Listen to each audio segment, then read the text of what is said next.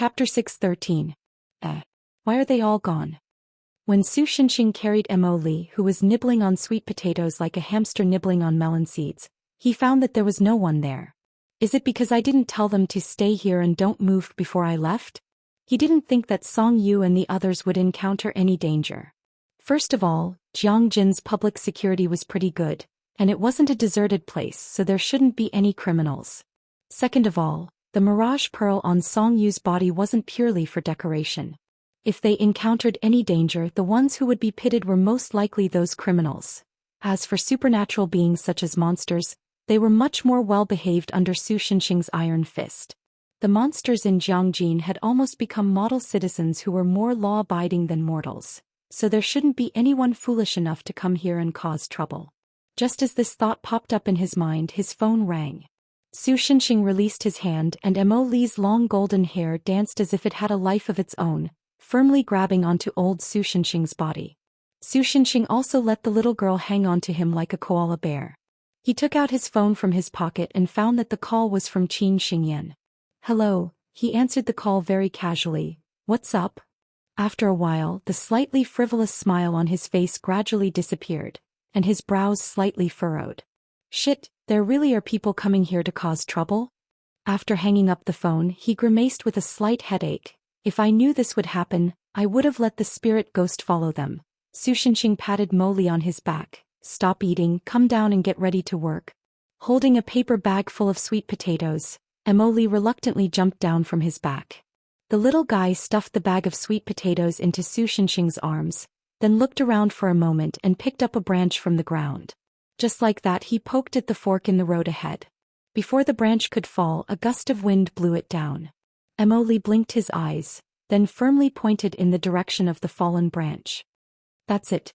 Oh, I understand. Su Shinxing didn't suspect anything. He picked up Mo Li and ran in the opposite direction of Song Yu and the others. No. At the foot of the mountain behind Jiangjin University, Xiao Ruing was constantly searching for something. Her movements were much smoother than before, but there was still a sense of weakness. Huff huff huff. Song Yu, who had finally managed to run over, placed his hands on his knees and gasped for air. Ruing, what are you looking for? Why aren't there any clover here? My hometown is full of them. Xiao Ruing asked dejectedly as she looked at the withered shrubs on the ground in disappointment. Because it's winter now. It wasn't that there weren't any streetlights behind Jiangjin University, but the school probably thought that there shouldn't be anyone at night and that it would save money on electricity. There was only one streetlight every 100 steps, and it was the type that emitted a faint white light. Sometimes it didn't even feel as bright as moonlight, so it would be strange if they could see the road clearly. But with the help of these streetlights and moonlight, they could still see some things. For example, a figure about 1.9 meters tall standing on the mountain path and blocking Song Yu's path. He was wearing a European-style gentleman's hat, and his entire body was wrapped up tightly. Because the other party appeared without warning, Song Yu, who was caught off guard, was shocked. Mr. Probably because of the tailwind, Song Yu had just opened her mouth to speak when she smelled a strong smell of cologne. At the same time, Xiao Ruing, who was behind her, was almost pressed against her back. Although the girl's body was only made of clay, Song Yu could feel that she was trembling slightly, as if she was afraid of something. She didn't know if it was an illusion, but the girl behind her said in a voice as soft as a mosquito's. Run. Chapter 614. When she was warned by Xiao Ruing, Song Yu had already noticed the abnormality of the man in front of her. In a sense, she was already used to this kind of development.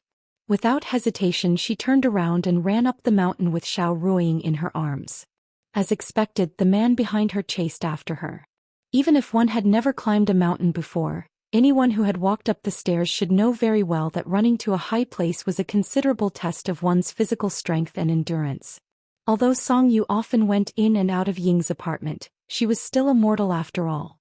Even if she had the Mirage Pearl to improve her physique, she was at most a little better than an ordinary person. Not to mention that she was holding a heavy Xiao Ruing now. Not long after, she could already smell the heavy cologne behind her, as well as a hint of rotten meat hidden under the smell. Ruing, when we reach the fork in the road later, we each run in one direction. No matter who that guy is chasing, the other one quickly go to Ying's apartment and inform the people there, understand? Song Yu, who knew that this couldn't go on, immediately made a decision. Xiao Ruoying nodded obediently in her arms. At this time, because the street lights were too dim, Song Yu couldn't see clearly under her feet. Suddenly she twisted and fell to the ground with Xiao Ruoying. By the time she turned around, the man was already pouncing on them. Bang! A gunshot rang out in the quiet night sky. Black blood spurted out of the man's head. Then his whole body was tilted by the force of the bullet, and he staggered a few steps and fell by the tree beside the mountain road. "Are you okay?" Xiao Jingyi, who had rushed over at some point, asked Song Yu and the others with a smoking police pistol in one hand. His eyes were still on Xiao Ruoying for a moment, but considering that Xiao Ruoying might not want to see him, he didn't stay for long. "Be careful, this guy is not dead yet." Song Yu nodded decisively and then stood up. It should be said that Xiao Jingyi was worthy of being a fierce person who dared to directly shoot a criminal's kidney when he was still in the criminal police force. After he was transferred to the super administrative office and came into contact with all kinds of strange things, he learned that guns were not much of a threat to many things. His actions of shooting became more decisive, and he directly chose the vital parts of the body that could directly kill ordinary people. Of course, it might also have something to do with that guy scaring his sister. Sure enough, even though there was a big hole in his head, the man who was supposed to be a corpse still stood up. His throat made a hee-hee sound like a zombie in a lot of movies. He staggered towards Song Yu and the others who had finally stood up. Xiao Ruoying looked like she wanted to say something to Xiao Jingyi, whose back was facing her, but Song Yu pulled her behind him to protect her. Xiao Jingyi, on the other hand, was so focused on the enemy that he didn't notice this. "If the gun doesn't work..." Xiao Jingyi stuffed the gun back into its holster and pulled out the broken Yuan Rong sword from his waist pouch. "I'll have to trouble you then. You only think of me at times like this." Yuan Rong sword spirit floated to the side and complained, "Also, the next time you and Miss Fong Xiaoqing are intimate, I hope you can put me in a place where I can't see the two of you. Is it because you don't want to eat dog food?" "No, it's just that from my point of view it's immoral." Although the man and the sword spirit seemed to be chatting, in reality Xiao Jingyi had already charged towards the enemy.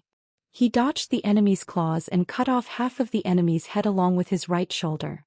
Yuan Rong sword was clearly an old broken sword, but when Xiao Jingyi chopped down he felt that it was very light in his hand. It was like a hot butter knife cutting through butter. There wasn't the slightest bit of resistance. If the other side was a living human, then it shouldn't feel like this. "This guy really isn't a normal human?" Xiao Jingyi frowned. "It's just a normal corpse. As long as you're careful, this kind of thing won't be a threat to you." After doing all this, Xiao Jingyi turned around and faced Song Yu and Xiao Ruoying. He wanted to say something but hesitated as he looked at his sister. Or rather the girl who looked like his sister. Then his gaze moved to Song Yu, hoping that Song Yu could give him an explanation. Song Yu wanted to say something, but suddenly her expression changed and she shouted, "Behind you! Be careful behind you!" In the next moment, Xiao Jingyi, who suddenly turned around, felt a foul stench in his face.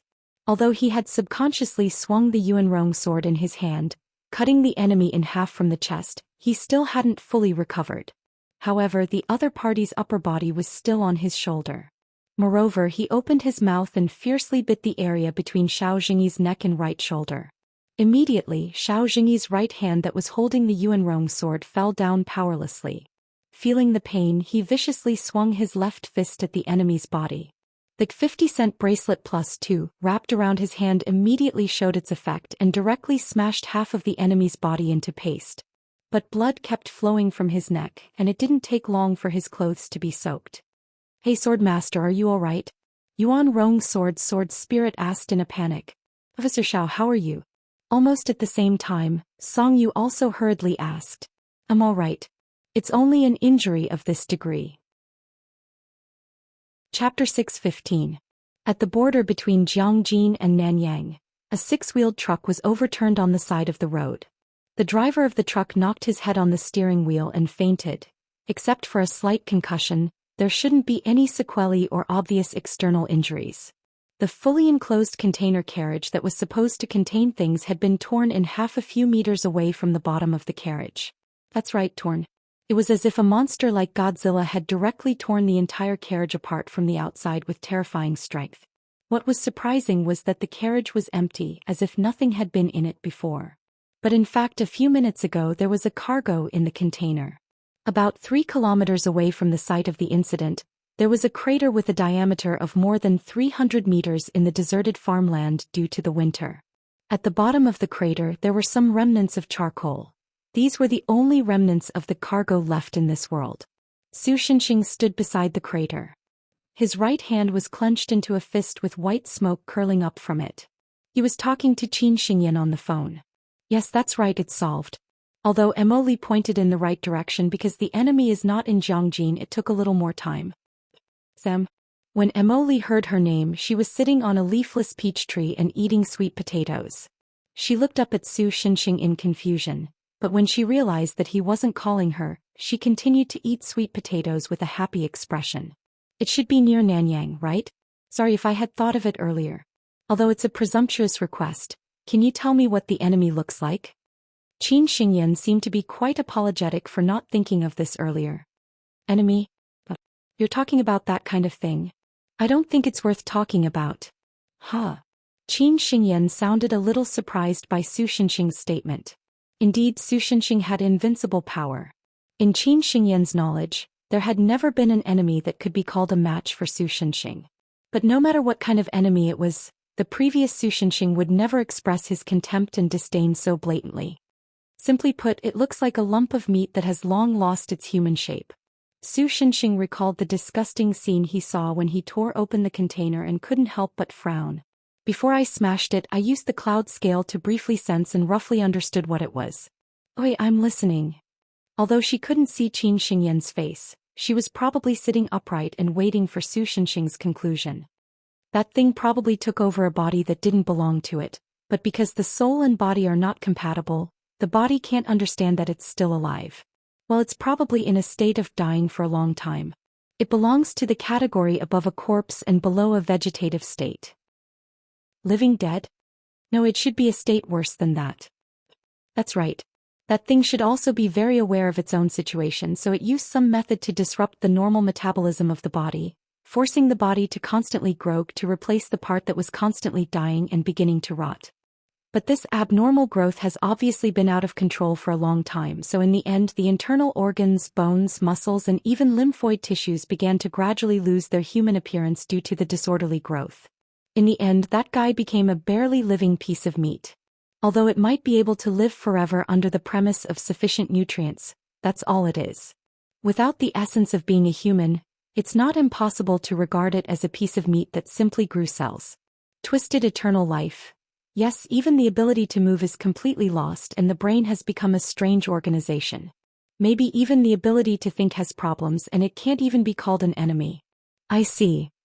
Although a powerful soul itself also has a certain degree of thinking ability, it's just like a healthy soul that resides in a healthy body and a healthy spirit.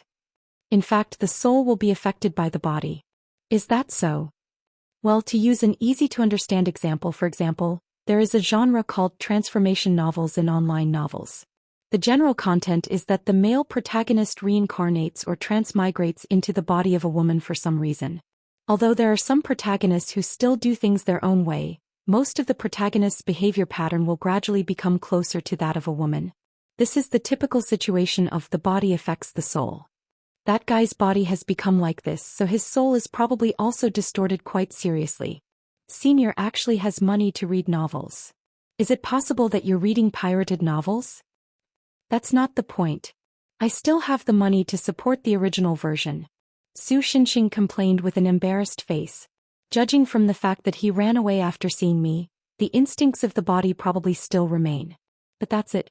With that kind of broken soul, maintaining that kind of distorted body to carry out instinctive activities is already the limit. Broken soul? Yes, a soul so weak that it's quite pitiful. If the soul of an ordinary person is a bonfire, then the soul lodging in that piece of meat is like a child playing with fireworks. It's so weak that it will go out if you're not careful. Strange. After a moment of silence on the other end of the phone, Qin Xingyan muttered to himself. What's wrong? Su Shenxing couldn't help but ask curiously. Although I 100% believe Senior's words, This conflicts with the information. Conflicts. Because at the beginning, the Bailu temple learned of the existence of this monster because it killed a considerable number of people, extracted their souls and carried out some kind of ritual to replace itself with a body. But if this monster's soul is as weak as a candle in the wind as Senior said, can it really do this kind of thing? There's actually such an inside story. Su Shenxing couldn't help but be a little surprised. It seems that I'm thinking too simply. But the monsters he dealt with in Jiangjin were basically monsters. And most of the monsters were quite straightforward because they looked down on humans. Their thinking was basically, I want to be the king of this land and whoever dares to stop me will be killed. This idea is a bit tricky but I can't back down, I'll do it.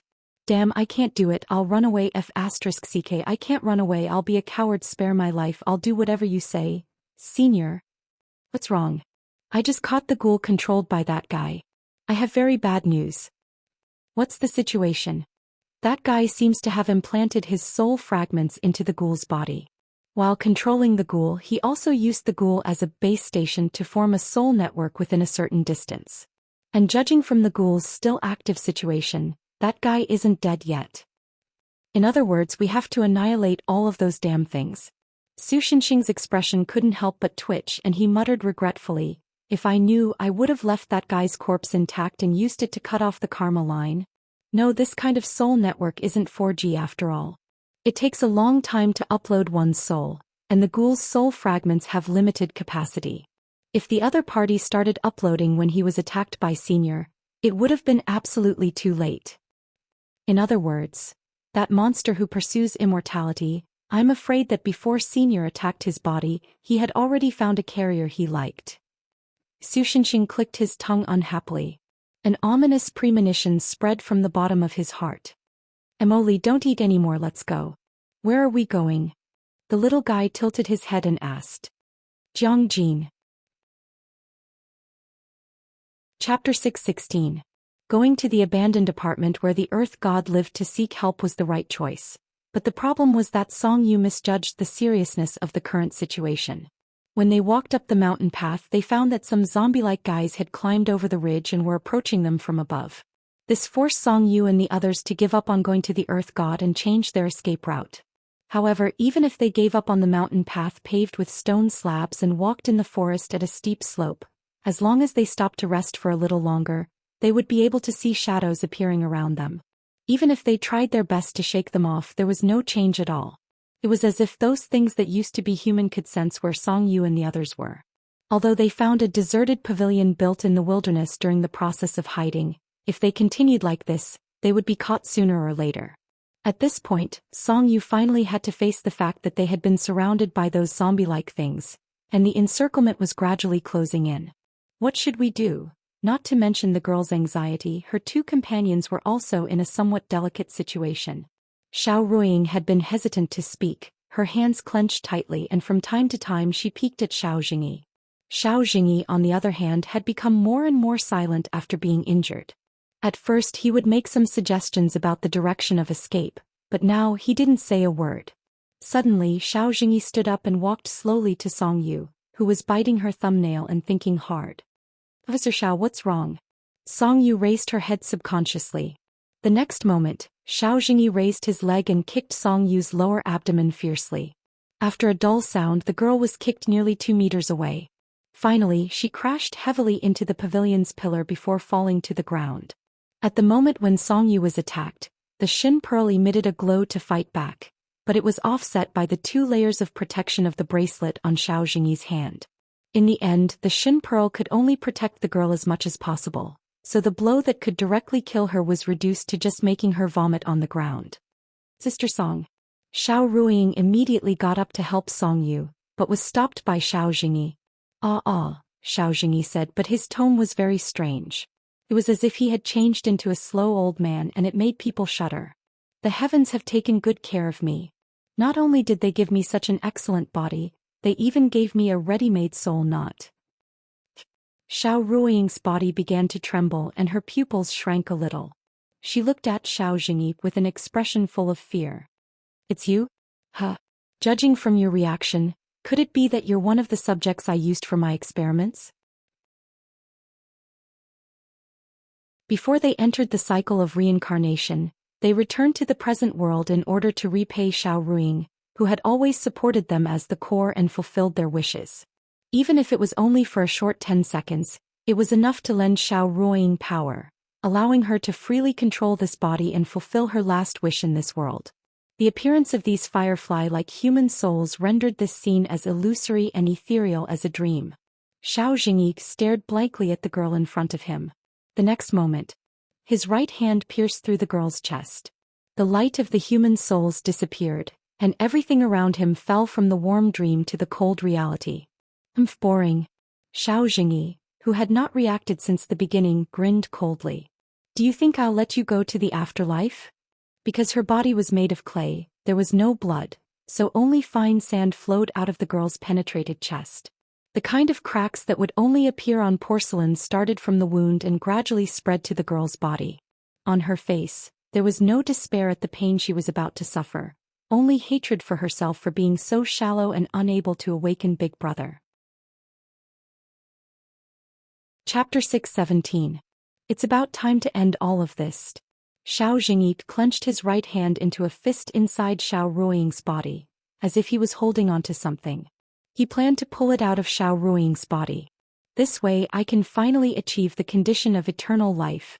Xiao Ruiying's petite body trembled in pain because of this action, but even so she still held the four-leaf clover in front of her chest, not letting it fall. Quick, stop. Song Yu tried to stand up, but at this time, it was already very difficult for her to stay awake. At that moment Xiao Jingyi's left hand, which had been hanging by his side, suddenly reached behind his back and took out the Yuan Rong sword that he had stuffed back into his pocket during his escape. Then he swung the sword and fiercely chopped his own right arm. It was obviously not a very sharp and rusty ancient sword, but with such a strike, it easily chopped off his entire right arm from the elbow. Suddenly, a large amount of blood spurted out from the broken arm, dyeing the four-leaf clover in Xiao Ruiying's hand red and staining the girl's face. Like tears of blood, they slid down from her eyes. Brother. Xiao Ruiying's body, which had lost its support, fell limply to the ground. Finally, she knelt on the ground and stared at Xiao Jingyi with an expression that was unclear whether it was joy or sorrow. Ga-ah. What's going on? Do you still have consciousness? Caught off guard, Xiao Jingyi, whose right arm had been chopped off, the right side of his face distorted and he let out a painful scream. However, the left side of his face only frowned slightly. At first glance, it looked as if his face had been split in half from the middle. It was quite terrifying. I've always regretted that I wasn't able to personally avenge Ruiying back then. This regret is like a maggot in my bones, constantly eating away at my heart when I was not aware of it. Accompanied by the dazzling double protection bracelet on his left wrist, the left side of Xiao Jingyi's face said slowly and calmly, "The reason why I was so aggressive towards the criminal was also because of this self-blame and hatred towards that person in my heart." What are you trying to say? The right face of Xiao Jingyi said angrily. From the twitching muscles on his cheek, he seemed to be trying hard to regain full control of his body, but the left side of his face remained unmoved. You didn't really die. Instead, you attached yourself to my body by chance. I think this is the so-called fate. As he spoke, Xiao Jingyi held the broken Yunrong sword in his left hand and pointed the sharp end of the broken sword at his chest, or rather his heart. Of everything you've said, I only agree with one thing. It's about time to end everything. Stop. This is your body. If you do that, you'll die too. You who yearn for immortality will probably never be able to understand. Xiao Jingyi's left face laughed bitterly. Sometimes, living is even more painful than dying. With that, Xiao Jingyi stabbed his own chest with the Yuanrong sword. Just as the sharp part of the blade was about to pierce his skin, a hand gripped the back of the Yuanrong sword's hilt, forcibly stopping its downward momentum. Old Su, Xiao Jingyi looked at the person who had appeared beside him without him noticing. His left face first showed a surprised expression, then calmed down. Sorry, I'm a bit late, Su Xinxing said indifferently as if he was neither happy nor sad. Protect my sister. Leave it to me. After receiving Su Xinxing's guarantee, Xiao Jingyi's left eye slowly closed. In the next moment, an expression of ecstasy returned to his face, and the different expressions on his left and right sides finally disappeared. Xiao Jingyi let go of the Yuanrong sword's hilt, and with a strength exceeding that of a normal person's body, he suddenly jumped, maintaining a distance of 7 or 8 meters from Su Shenxing. My consciousness has finally disappeared. This way the biggest obstacle is. Before he could finish his words he was stunned. On the other side Su Shenxing was looking at him with a cold gaze. However, this was not the main reason why Xiao Jingyi froze. It was because the surroundings had already entered a harsh winter. Other than a few evergreen trees, the forest had long been occupied by bare trees. The forest that looked incomparably desolate had now somehow become as lively as summer. Whether it was the bare trees or the shrubs on the ground, they had become lush and verdant. Then all kinds of flowers from different seasons fought to be the first to bloom. In the blink of an eye, the back mountain of Jiangjin University had become a sea of flowers. In the next moment, everything around him seemed to be an illusion, returning to the harsh winter. Only the thick layer of dead leaves and petals on the ground could prove that everything he had seen was not an illusion. The world seemed to have gone crazy. All kinds of seasons, weather, and natural phenomena began to appear one after another, but they would only last for a short moment. In the end, although the trees continued to sprout, they had completely lost their original appearance. Colorful leaves filled the forest and strange-looking mushrooms were everywhere. It was clearly night, but there were several celestial bodies in the sky that cast light like the sun, illuminating the purple miasma in the forest. Even Xiao Jingyi, who was so vicious that he treated humans as lab rats, was frightened by the absurd scene in front of him. He did not know what to do. On the other side, Emily lightly tapped Song Yu's body. The girl's originally somewhat hazy consciousness immediately woke up.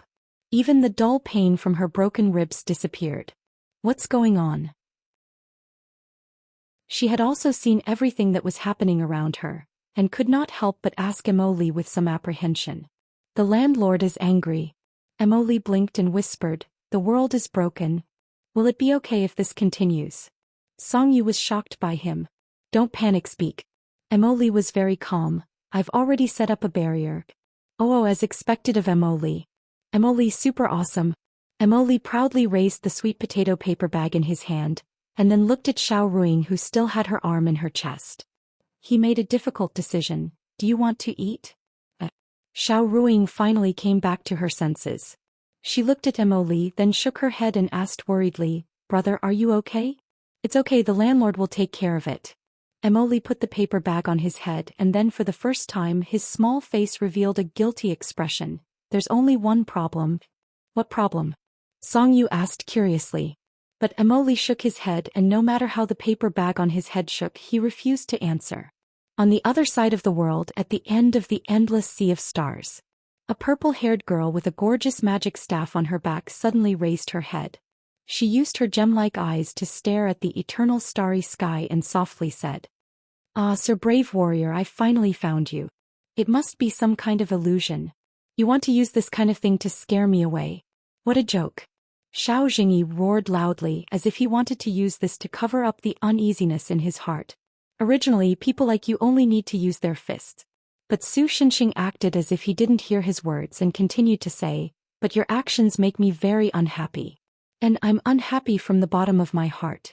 Plus Xiao Jingyi is my friend. So it doesn't matter if I let you suffer a bit. For some reason, Xiao Jingyi felt a chill crawl up his back. Arrogant person. He shouted loudly. A lot of ghouls appeared around the pavilion. At some point these zombie-like things had quietly crept up. But Su Shenxing didn't care about these things and only raised his arm. A simple and unadorned sword tore through the air and fell into his hand. Although it will hurt a bit, it's better to endure it. Su Shenxing glanced at the other party who looked as if he was facing a great enemy. Don't worry, I'm not saying this to you but to the world. In the next moment Su Shenxing swung his sword at him. Chapter 6:18. It was an ordinary sword strike. It was a sword that could split heaven and earth. Although the two seemed to contradict each other at least at this moment, these two completely different situations which could even be said to be two extremes, completely merged together in Su Shenxing's hands. In the next moment, an unparalleled power rumbled through the entire space. First, the ground covered in colorful leaves, the thick soil that had turned white due to the necrosis of the world was peeled off. It was as if gravity had been reversed and it began to fly towards the sky. Immediately after, the exposed brown rocks of the mountain also began to disintegrate under the power that couldn't be seen with the naked eye. It broke into countless small pieces of rock and flew into the sky along with the soil. Then the whistling mountain wind spread and swept through the hollow. It was so powerful that it even caused Mo Lee, who was eating a sweet potato, to shake his hand and press half of the sweet potato onto his face. In fact, if it wasn't for the protection of her barrier, just the spreading and gradually growing stronger mountain wind would have been able to flip the entire Jiangjin upside down. While the mountain wind that was trapped in the enchantment was roaring at the top of its lungs, one could vaguely hear screams such as, "Wah, I was just taking a nap. How did I wake up and even the spring water has been torn apart?" Brother Xiao Ruiying, who was also protected by Mo Li, couldn't help but be a little absent-minded when she saw the tragic scene in front of her. This move of Xin Xing's, he wouldn't directly turn Officer Xiao into ashes, right? Because the visual impact of this move directly hollowing out half of the mountain was too great. Song Yu couldn't help but worry for Xiao Jingyi. Although she had confidence in Su Shenxing, what if old Su's hand accidentally slipped? Of course, Su Shenxing naturally had his reasons for doing this. Although the visual effect of this sword was quite shocking, in terms of actual power and consumption, it probably couldn't even compare to old Su's series of following the karma line to chop you. After all, he hadn't been able to control his power very well recently. If he really accidentally killed Xiao Jingyi, that would be awkward. It was precisely because of this that he used the sacred sword. Of course, anger was also one of the reasons, and then used the smallest amount of power to activate the sacred sword to cut off the foreign object in Xiao Jingyi's soul. Therefore, in fact, old Su's attack just now was actually his weakest attack. The reason it caused such damage was purely because of the power that spread out by the sacred sword itself. How is this possible? Like a defeated Yacha, Xiao Jingyi collapsed in the crater with smoke coming out of his whole body. He seemed to be trying to struggle, but because he couldn't even move a finger, he looked as if he was trembling non-stop. How is this possible? There is such a ridiculous thing. Oh, Su Shenxing, Su Shenxing, Su Shenxing, Hades, Su Shenxing, Hades is God's. After he finished speaking, he raised his sword and got into a posture of finishing off the enemy. Wait a minute. Xiao Jingyi was so scared that he trembled even more. His tongue seemed to have finally straightened out because of the shock, and he spoke a lot more coherently. I have solved the mystery of the human soul. I am the greatest medical scientist of this era. I have made an outstanding contribution to the medical field. My merits definitely outweigh my mistakes. 731 has also made a contribution to the history of medicine, but unfortunately I don't want to forgive that kind of guy.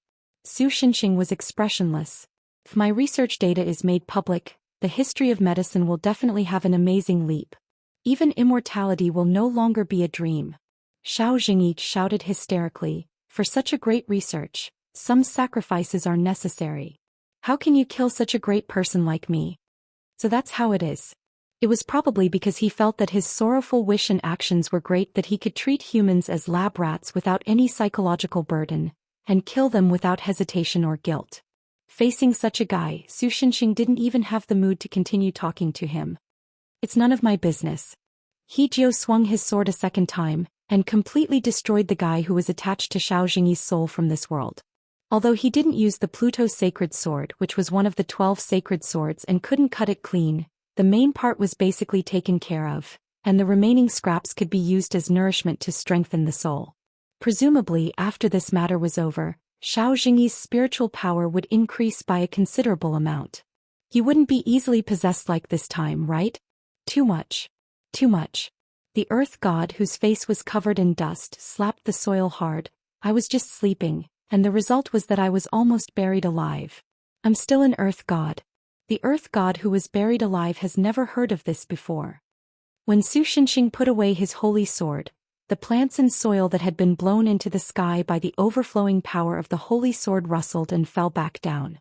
However, the vegetation had disappeared and there was only loose soil everywhere. It looked like the entire mountain had been loosened. Naturally, the earth god's realm within the mountain was also destroyed by Su Shenxing's weakest attack, X2, when he was serious. Because of the abnormality in the world, the earth god was directly stuck in the white soil. If it wasn't for Mo Li's help, he might really have become the first earth god in history to be buried alive. Fortunately, after Emily removed the barrier, this small area of the world also returned to normal with her help. Oh, Emily, who had a sweet potato paper bag on his head, answered absent-mindedly. He was still playing with the NS that he took from the Earth Loli's realm when he saved her. No need to thank me, I just helped you get rid of some filth. Su Xinxing imitated the face of a handsome guy on TV and said seriously. As if I'd thank you. You have to compensate me. It's impossible for me to compensate you. Not in this lifetime. This is the first time I've seen such a self-righteous person reneging on a debt. Earth God Loli's face twitched and then she looked at Song Yu. But the latter's attention wasn't on them but on the siblings not far away. I'm sorry Ruiying, I couldn't protect you. Xiao Jingyi, whose broken arm had been treated simply, looked at the girl in front of him. It was as if a bottle of mixed feelings had been knocked over in his heart. His emotions were complicated. But most of all he felt guilty. No matter if it was 10 years ago or today. I couldn't protect you. He bit his lips hard and then laughed dryly at himself. Or rather, it's because of me that you get hurt every time. As expected, I don't deserve to be your brother.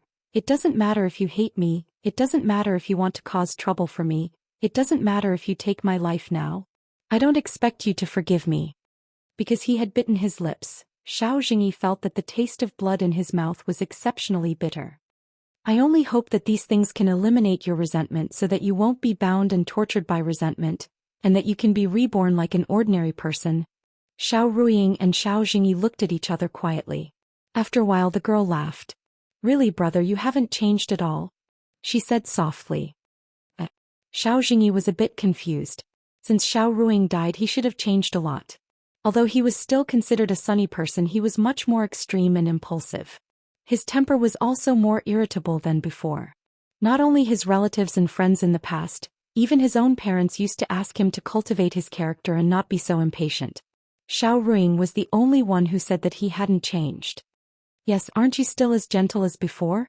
The girl nodded without hesitation, then she stretched out her right hand and opened her palm. Lying in her hand was a 4-leaf clover that was full of wrinkles and stained with blood and dust. I couldn't give it to you 10 years ago and you couldn't accept it before. I'm sorry, it's wrinkled and dirty now. Brother, can you accept this as a token of my sincerity? Xiao Jingyi's left hand trembled as he held the girl's hand and stared at the 4-leaf clover. What I want hasn't changed. I've never hated you, brother. It's great to be able to become brother's sister. Although it's only been 10 years, it's great to be able to live with you. At this point the girl's voice became choked with sobs. I should be the one saying sorry. Because of me you must have been in pain all these years, right? Even if I'm such a willful sister, a sister who caused you so much trouble, in the next life. If there's a next life, will brother still be willing to be my family? Don't talk about the next life even if it's the next life. The next life. It doesn't matter even if it's the next life. This time I'll definitely treat you well. I'll definitely announce to the world that I have a sister who I love the most, who I'm most proud of and who's most gentle. I'll definitely treat you like the most precious treasure and protect you as you grow up. Don't be like this. The girl finally couldn't hold it in anymore. She, who theoretically couldn't cry, had large teardrops fall from her eyes. Brother, don't be like this. If you do this, I won't be able to bear to reincarnate. Xiao Jingyi used his remaining hand to sorrowfully and tenderly pull the girl into his embrace. I can't accept this. I still want to stay with brother for a longer time. We grew up together, we went to school together, we traveled together. If brother has a girlfriend, you should bring her to me who's so picky to let me know who stole you away. But why did I die so early? This way I can't do anything. I can't accept this. I'm sorry. Xiao Jingyi's cheeks were also streaked with tears. He could only repeat over and over again, Ruiying, I'm sorry. The brother and sister hugged each other and cried. After an unknown amount of time, a ray of light lit up the horizon. Perhaps it was because the world within the barrier was in a broken state and even the flow of time had changed. The sky was about to brighten. Xiao Ruiying sniffled and then reluctantly struggled out of Xiao Jingyi's embrace. The sun gradually began to envelop the early morning Jiangjin. The girl's back was facing the rising sun, and she looked at her brother for a very long time. It's time for me to go, she said sorrowfully but resolutely. Otherwise I'll definitely become obsessed with my brother, and I won't be able to reincarnate. Ruo Ying, Xiao Jingyi looked at his sister in disappointment. She clearly still looked like a child from 10 years ago, but at this moment he could clearly feel the passage of time and the growth of his sister. Although this short life has been filled with sorrow and pain, I don't regret it at all. The girl's eyes were filled with tears, but she smiled resolutely, because it's really great to have a brother like you. That's what I think too. Xiao Jingyi used his sleeve to wipe his face full of tears and snot. At least before the other party left, he didn't want her to see his sorrow. I'm really blessed to have a sister like you. The girl nodded, and under the illumination of the rising sun, she revealed the most brilliant and beautiful smile. Then she turned around and walked towards the rising sun. Her delicate figure looked like it was about to melt into the rising sun. In the next moment Xiao Jingyi collapsed. He quickly rushed forward, grabbed the girl's hand and then shouted at Su Shenxing and the others, "Why does Ruoying have to leave? Don't you have a way to make her stay?" His expression was fierce, but his voice was close to that of a stray dog begging. Unfortunately, if the soul of the deceased stays in the world for too long, it will definitely become an evil spirit, so it's best to send her to reincarnate. Earth God Loli said slowly. From her rare serious expression, it was clear that she wasn't joking. That's right, spirit ghost. Old Su, isn't your spirit ghost also a ghost? Xiao Jingyi looked at Su Shenxing. Spirit ghosts are the product of evil techniques. If you don't mind using evil techniques that might affect your sister's soul, then after she's tortured, I can help you refine her into a spirit ghost. But what answered him was Earth God Loli's cold voice. Her voice was like a curse, shattering his last hope. Is there really no other way? Xiao Jingyi knelt on the ground in a daze, but he still refused to let go of Xiao Ruoying's hand. Instead he held it even tighter as if he was afraid that if he let go Xiao Ruoying would disappear. It's not that there's no other way. Su Shenxing didn't want to see his friend in such pain, so he sighed. But your right hand will never grow back. Now as long as I bring the Holy Spirit medicine from the apartment, your hand can still recover. If this can make Ruoying stay, it's just a hand, you can take it. Xiao Jingyi replied without hesitation. Why would I want your broken hand? Really, it's because I knew you would definitely choose this side that I didn't want to say anything. Su Shenxing scratched his head and finally sighed helplessly. Chapter 619. If the soul of the deceased remained in the world for a period of time, it would become a vengeful spirit if it did not reincarnate. This was the iron law of the world. Shunda mentioned that although there was no hard and fast division, eerie spirit and earthbound spirit actually belonged to the category of vengeful spirits, but the latter was almost harmless. Although Su Shenxing could fundamentally destroy this law, this would cause the system of life and death in this world to become chaotic. With his personality he would not do such a thing. Emoli could currently keep a soul fresh and not be contaminated by the outside world and become a vengeful spirit. But if he did that, Xiao Ruoying would be stuffed into the freezer. Unless Emoli took her out, there would be no way for her to communicate with the outside world. From this point of view she would be alone for a long time as a ghost, so it would be better to just send her to reincarnate. Since ordinary methods were useless, they could only find another way. Fortunately, although Su Shenxing was an idiot in magic and did not study much about occultism, he was still considered experienced and knowledgeable. Naturally, he had encountered similar situations before. Let me confirm again. Do you really want to give up your right hand? He glanced at Xiao Jingyi and confirmed again. Isn't this nonsense? Xiao Jingyi did not hesitate in the slightest as he said resolutely. But if you do that, you won't be able to be alone in the future. When you go to the toilet, you won't be able to hold the faucet with your right hand. Even if the position of 0 is not correct, you won't be able to use your hand to turn it back. Su Shenxing continued to ask. Suddenly Xiao Jingyi's face became livid. It doesn't matter. For Ruoying, I have nothing to fear. Wait, brother, are you hesitating? Xiao Ruoying protested. You're actually going to abandon your sister for such a filthy reason. To a man, how can you say that something like 2000 is filthy? Xiao Jingyi said shamelessly. Because of his absolute trust in Su Shenxing, after old Su intervened, Xiao Jingyi calmed down a lot and his mood calmed down. He even had the leisure to joke with Xiao Ruoying. By the way, Xiao Ruiying had returned to her ghost-like state and was protected by Mo Li to prevent her from being burned to ashes by the sun. The clay she used as her body was placed in front of Su Shenxing and Lo Li. Caution, is it really okay? Song Yu, on the other hand, still looked a little worried. Although this is my first time doing this, it shouldn't be a problem. Su Shenxing scratched his head. You have to believe in the power of physics. Sorry, I'm a liberal arts major. The girl rolled her eyes at him. What a pity. I didn't hit the nail on the head. Earth God lowly shook her head and said, It's fine. I've used this meme too many times anyway. The readers are probably tired of it. What did you say? After doing all this, Su Shenxing removed the protection of the sanctuary and handed the clay arm that was lodging Xiao Ruiying to Earth God Lowly for safekeeping. After that, he poured all the karma he had just collected into Xiao Jingyi's broken hand. Mo Li, leave it to me. Mo Li raised his hands high and shouted, Lu. The next moment, the karma on Xiao Jingyi's broken hand increased exponentially. Not long after, high-density clouds that violated the common sense of meteorology appeared in the sky. The purplish-red lightning flickered in and out of existence like a giant dragon, accumulating power. A moment later, a terrifying heavenly thunder fell from the sky with destructive power for ordinary creatures, directly splitting the broken arm and the platform into pieces. Wow, this is the first time I've seen the tribulation thunder from such a close place. Even Earth God Lowly could not help but exclaim at the huge thunder pillar. It's spectacular. But Su Shenxing and Mo Li still had indifferent expressions.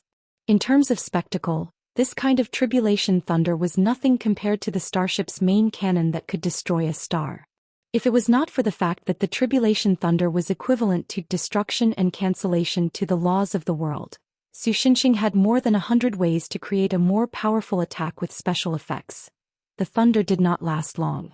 After about half a minute, the thunder disappeared, and the tribulation clouds that occupied the entire sky also disappeared. Try it quickly. The impatient Su Shenxing urged.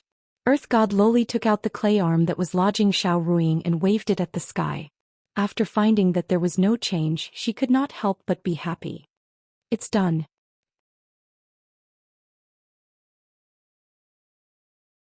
Chapter 620. Let me think about it. Fang Xiaoqing, who was patrolling the streets with Xiao Jingyi, rubbed her temples and felt a headache.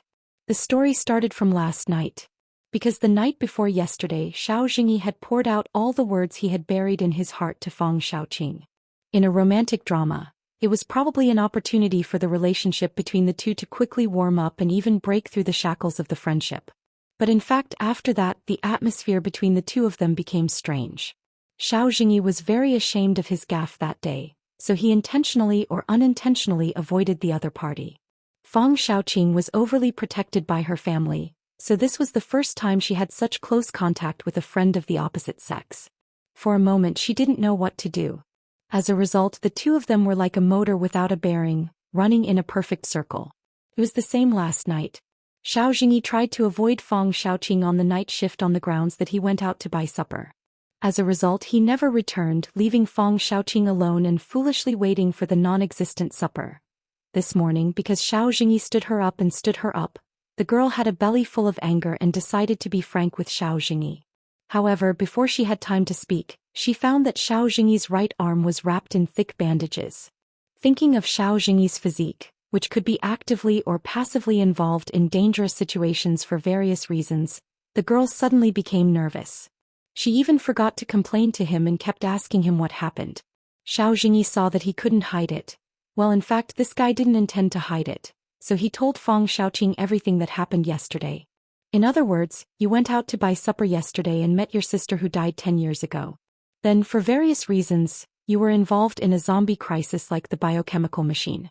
As a result, you were possessed. Then Mr. Su appeared and rescued you. In order to be able to reunite with your sister, you chose to give up your right hand and put on a prosthetic, right? Fang Xiaoqing sorted out Xiao Jingyi's words and concluded, It's the ceremony you said about the prosthetic arm I don't quite understand. Well, I'm not too sure about that either. Xiao Jingyi scratched his face with his left hand and replied with a hollow laugh. But the ritual itself only serves to deceive the world's consciousness. That's because the souls of the dead will turn into vengeful spirits if they stay in the world for too long. There are two main reasons for this. First, it's caused by the laws of the world itself. Second, the soul itself will change after leaving the body. Therefore, if we want to solve this problem, we have to solve both problems at the same time. The way to solve the first problem is that ritual. Create a vessel that can allow the souls of the dead to reside in. However, this action will be hated by the world, and the manifestation is the so-called karmic sin. Following that, the world's knowledge was obscured, and the vessel was exchanged with my right hand's essence. After removing the barrier that obscured the world would mistake my right hand as that vessel. Furthermore, Old Sue and the others directly summoned the world's attack, which was the lightning of calamity, by strengthening the level of the sins. My right hand naturally turned into ashes under the lightning of calamity, but the vessel that housed Ruo Ying's soul was classified as already destroyed on the other side of the world. In other words, it no longer exists. This way, as long as the world no longer discovers Ruo Ying's existence, she won't turn into a vengeful spirit because of the first reason. Then what about the second problem? Fang Xiaoqing thought about it carefully but still didn't understand. Therefore she decided to ask a simpler question. What's this? Xiao Jingyi raised his bandaged right hand. After that, Old Su asked Emoli to cut off a part of my soul and used it as a raw material to disguise Ruo Ying, who was residing in my hand. After that, Ruo Ying's soul will appear as the part of my soul that was cut off and share an existence with me. Although she can't be considered alive, at least she's no longer dead, and the deterioration of her soul can be controlled. In other words, you and your sister are living together? Fang Xiaoqing concluded. Yes, in theory that's true. Xiao Jingyi nodded. Why do I feel like it's like a German orthopedic doctor? Don't think so dirty, okay? Ruo Ying and I are just family. Xiao Jingyi said righteously. And according to Old Su, he asked Emoli to leave a surgical method in my prosthetic arm. In the future, Ruo Ying will be my child. Although she won't inherit her memories and the form of family affection will be different, at least she can continue to be a family member. The first child is your sister? I feel a little weird. Fang Xiaoqing tilted her head and muttered. Then she realized that Xiao Jingyi was looking at her with a face of surprise. It took about 3 seconds for the girl to figure out what she said, and her face suddenly turned red. No, that's not what I meant. She stammered. Wait a minute. What are you surprised about? Who wants to have a child with you? I didn't say it's my daughter. Although I do prefer daughters. Oh no, I wanted to say. Anyway, it's not right. The more she spoke, the more confused she became. In the end, the embarrassed girl shouted and ran out. Xiao Jingyi wanted to chase after her, but last night's incident made his whole body sore. In addition, a small piece of his soul was cut off and he felt very weak mentally. He couldn't run at all and could only watch as the girl ran away. Really, I didn't say anything. Xiao Jingyi sighed and could only continue patrolling alone. Suddenly, a young girl who brushed past him called out to him. Mr. Police Officer, I want to ask for directions. Okay, Xiao Jingyi answered instinctively, and then he noticed something strange about the other party. Jiangjin had already entered the cold winter. In this season, when everyone on the street was wearing down jackets, the other party was wearing a thin violet silk dress. Most of her tender white forearms were exposed, and she wore high-heeled leather boots with rhinestones inlaid into the shape of a flower. In addition, the strange wooden staff on her back and her rare light purple hair were also surprising. At least, Xiao Jingyi had never seen anyone with hair dyed this color. What was even stranger was that although he clearly saw the other party's face, Xiao Jingyi found that he couldn't pay attention to the other party's appearance.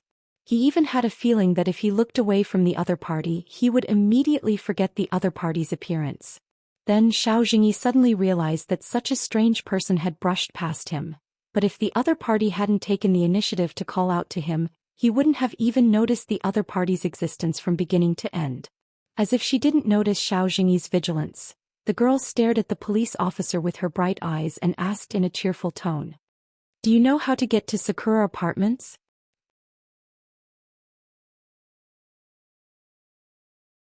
Chapter 621.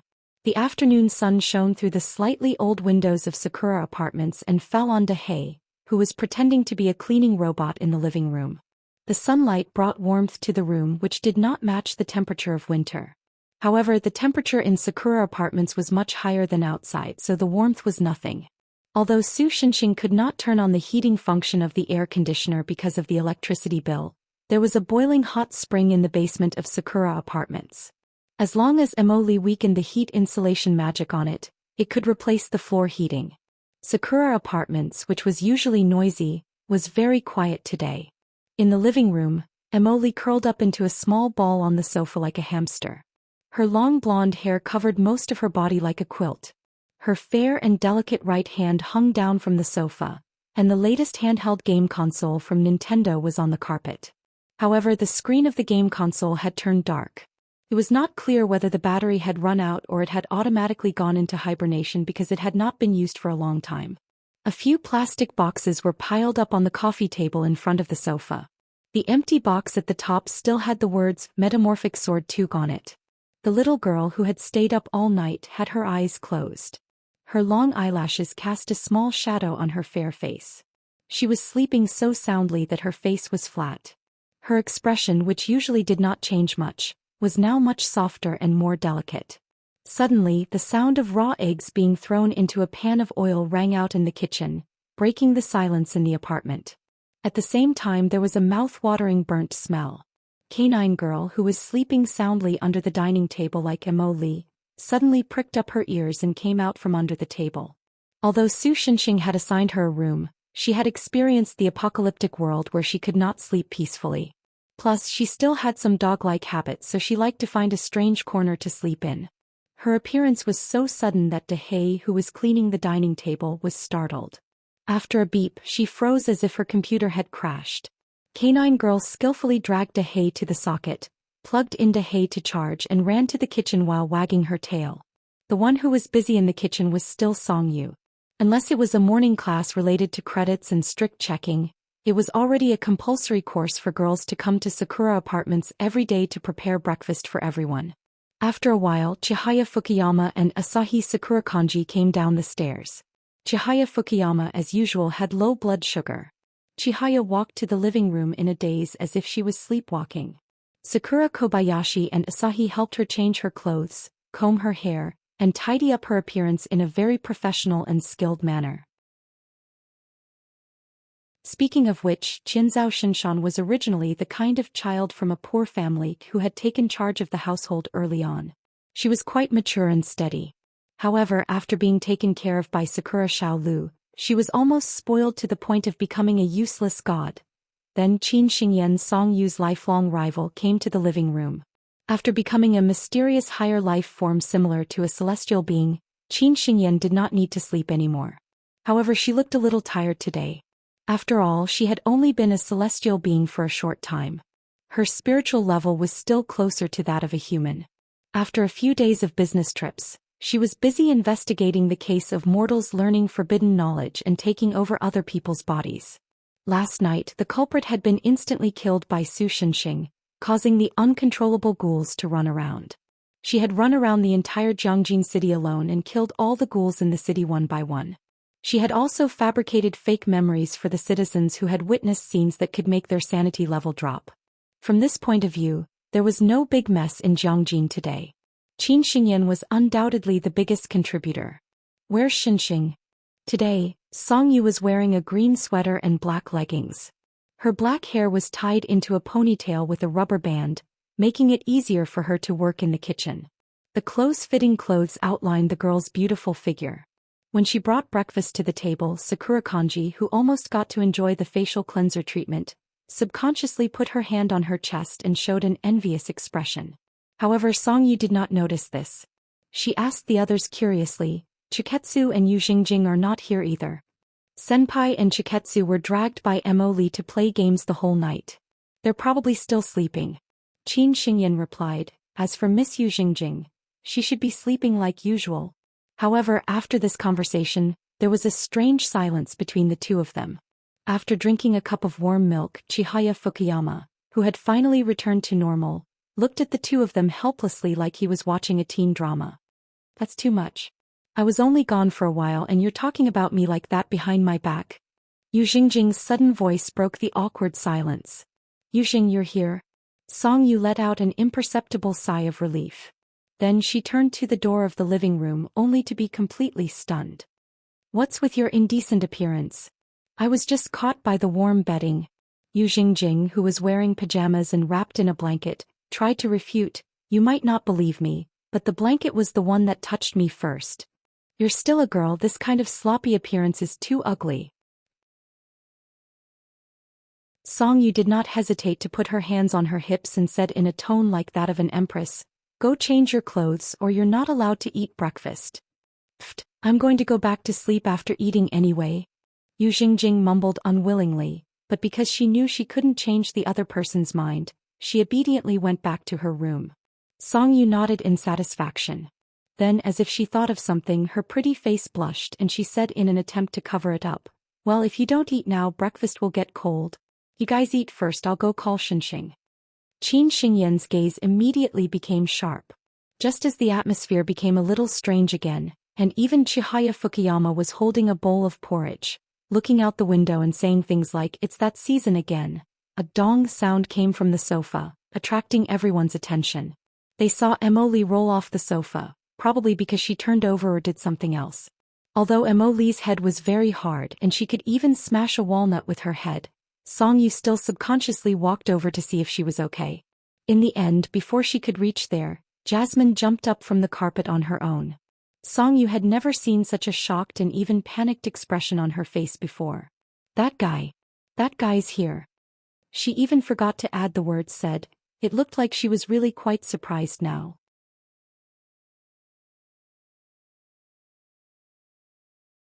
Chapter 622.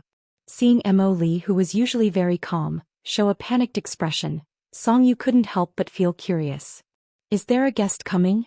She asked Emily while holding the tray. Me. Emily shook her head. The long blonde hair that casually draped over her shoulders also danced with her movement.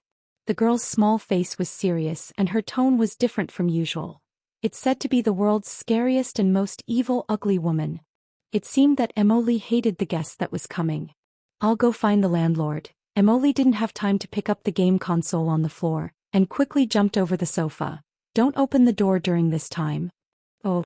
Song Yu, who was suppressed by the little guy's aura, could only subconsciously nod. Thus, Emily disappeared around the corner of the stairs with satisfaction. Has Miss Emily ever shown that expression before? Chihaya Fukuyama, who was eating, asked the others. After all, other than the dog girl who was eating bacon and fried eggs, she was the last one to move into Sakura Apartments. Reporting to Chihaya-sama, I haven't seen it before. Asahi Sakura-kanji moved in a day earlier than Chihaya Fukuyama because of the arrangements for moving in. Or rather, Emily doesn't usually show any expression except when she interacts with senpai. Qin Xingyan moved in half a year earlier than Asahi and her servant. Actually, Emily does have some changes in her expression, but it's more subtle. It's just that I've never seen her expression before. Song Yu wasn't a tenant. I feel like your answers aren't useful at all. After all, even the earliest Qin Xingyan only moved in half a year earlier. Awoo. The dog girl suddenly let out a strange cry. What's wrong? Song Yu hurriedly asked. Woof, my bread is gone. The dog girl pounced over and hugged Song Yu's leg. The two snow-white triangular ears on her head drooped, and she cried to Song Yu with tears in her eyes. Because the bread slices for breakfast sandwiches were made from toast bread without edges. Out of the idea of not wasting food, the edges of the bread were slightly processed by Song Yu and made into cheese bread. This kind of dessert, which tasted similar to slightly hard biscuits, was widely praised in Sakura Apartment. Among them, the dog girl was the most enthusiastic about it. Song Yu looked at the table and found that the bread's bread was really gone, leaving only an empty plate with bread crumbs. Didn't you eat it? No, woof. The canine girl shook her head vigorously, and her fluffy tail stood up as if it sensed its owner's excitement. Aw, Woof's favorite. Woof's my favorite. But Xingyan and Qianzhao aren't the type to steal dried bread. Jasmine, who can instantly destroy food, hasn't been served yet. Apart from them, there isn't anyone else here. Song Yu was still confused. Woof's bread, Woof's bread, Woof's bread. The despairing dog girl slid off Song Yu's leg and onto the floor. Then, like a puppy that had been abandoned by its owner, 2 lines of tears flowed down her face. It's just bread, you don't have to be so sad. Song Yu sighed helplessly. So this food is called bread. For an ordinary person it's pretty good. At this moment an unfamiliar voice sounded from the sofa where Emily had been sleeping. Everyone in Sakura Apartments was shocked and looked over. They saw a young girl with violet hair in a silk dress sitting on the sofa in a dignified manner, wiping her fingers with a white handkerchief. Woof's bread has been eaten. The dog girl barked and pounced towards the girl.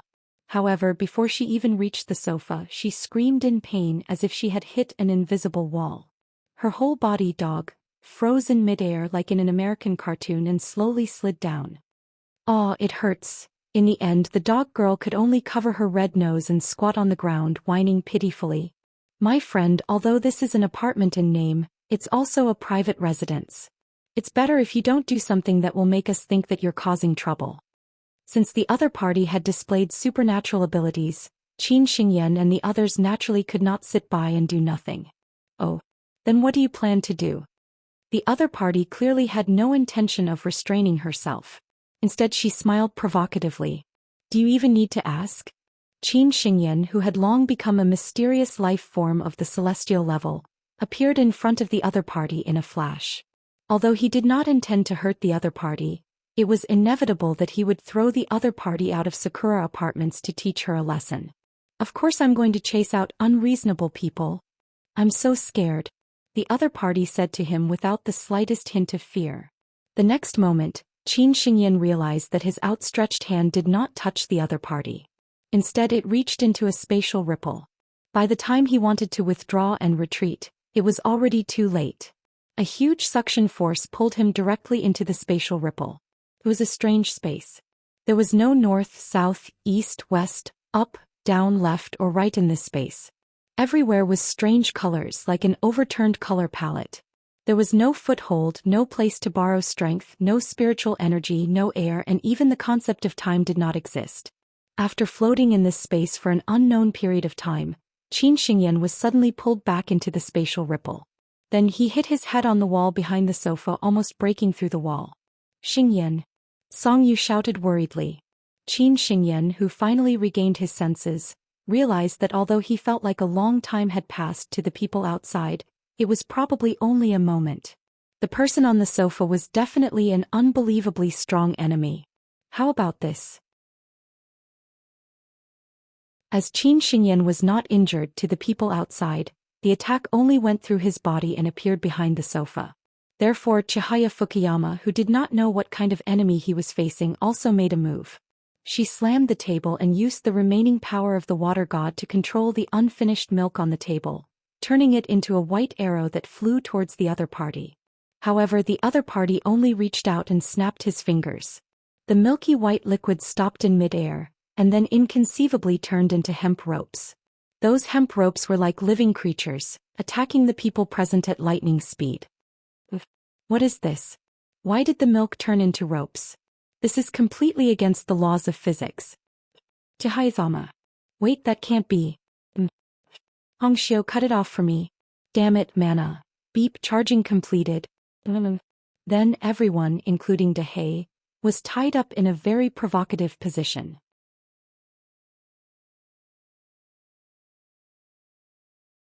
Chapter 623. Stop it right now.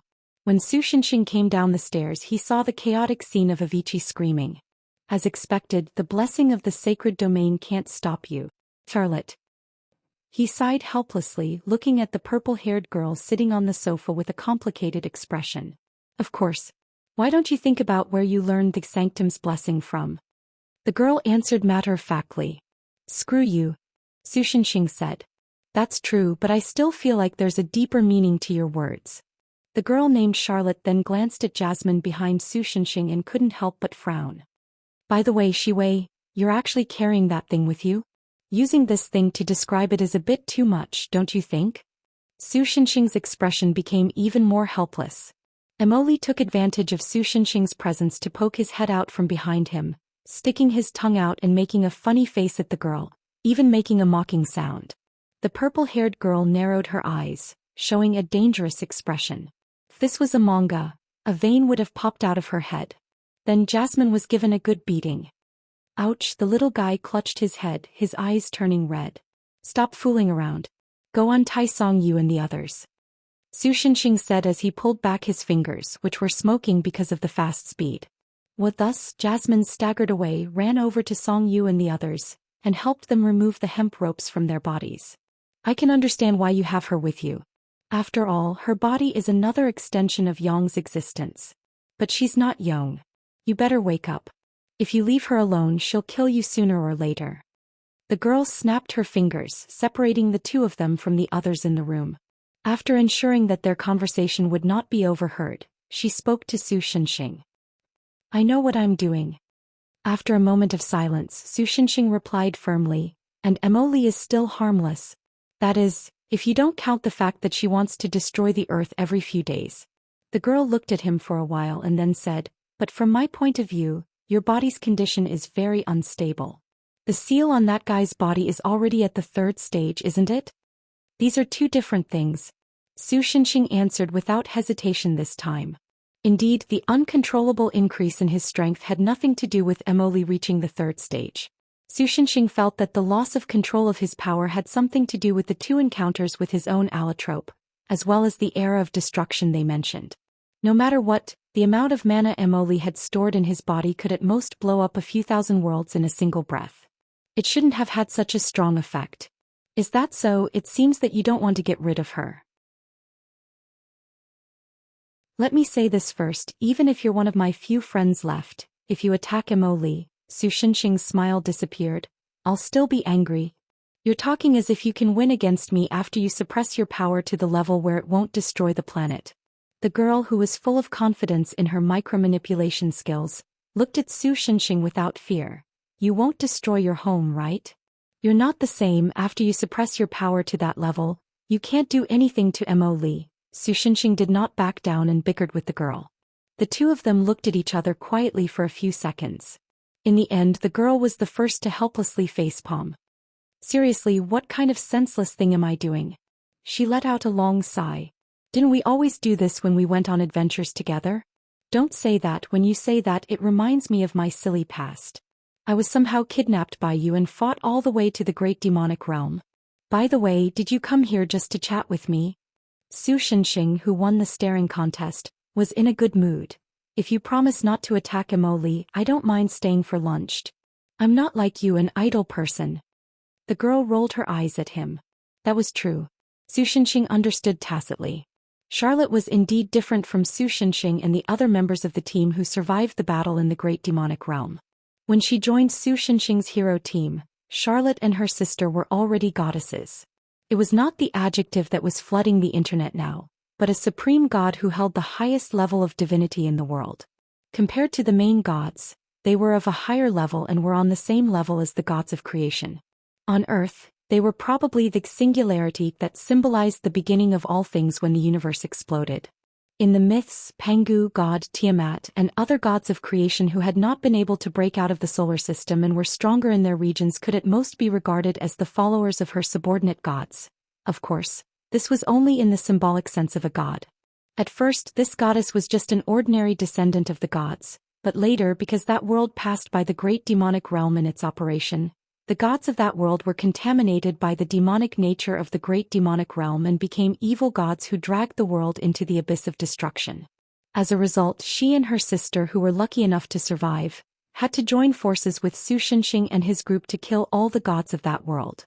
In order to defeat the incomparably powerful gods of creation, she also collected all the divinities of all the gods together and cast the only weapon in the world that was a manifestation of divinity. It symbolized the supreme divinity of a world, and it was the long staff behind her.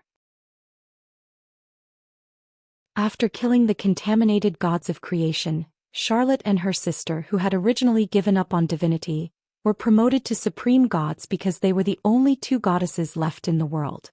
After being abducted by Su Shenxing and helping him to suppress the great demonic realm, as the supreme gods of a world, Charlotte and her sister did not continue to follow Su Shenxing.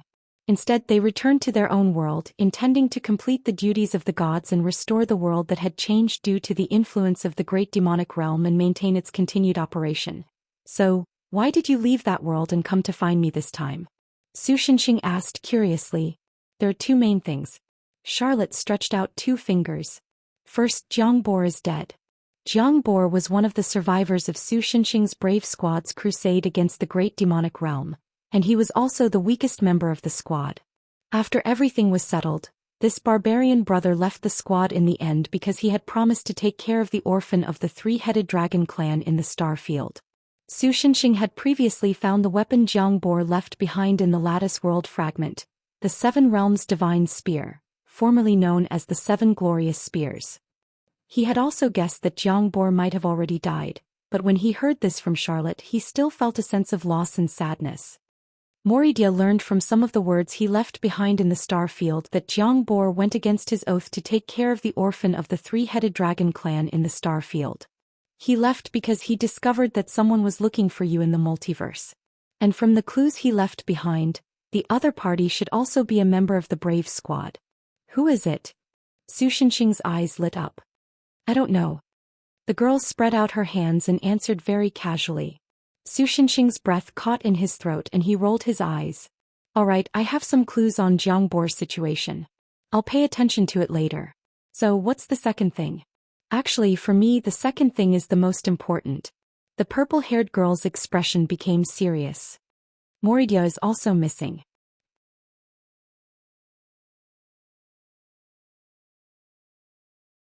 Chapter 624.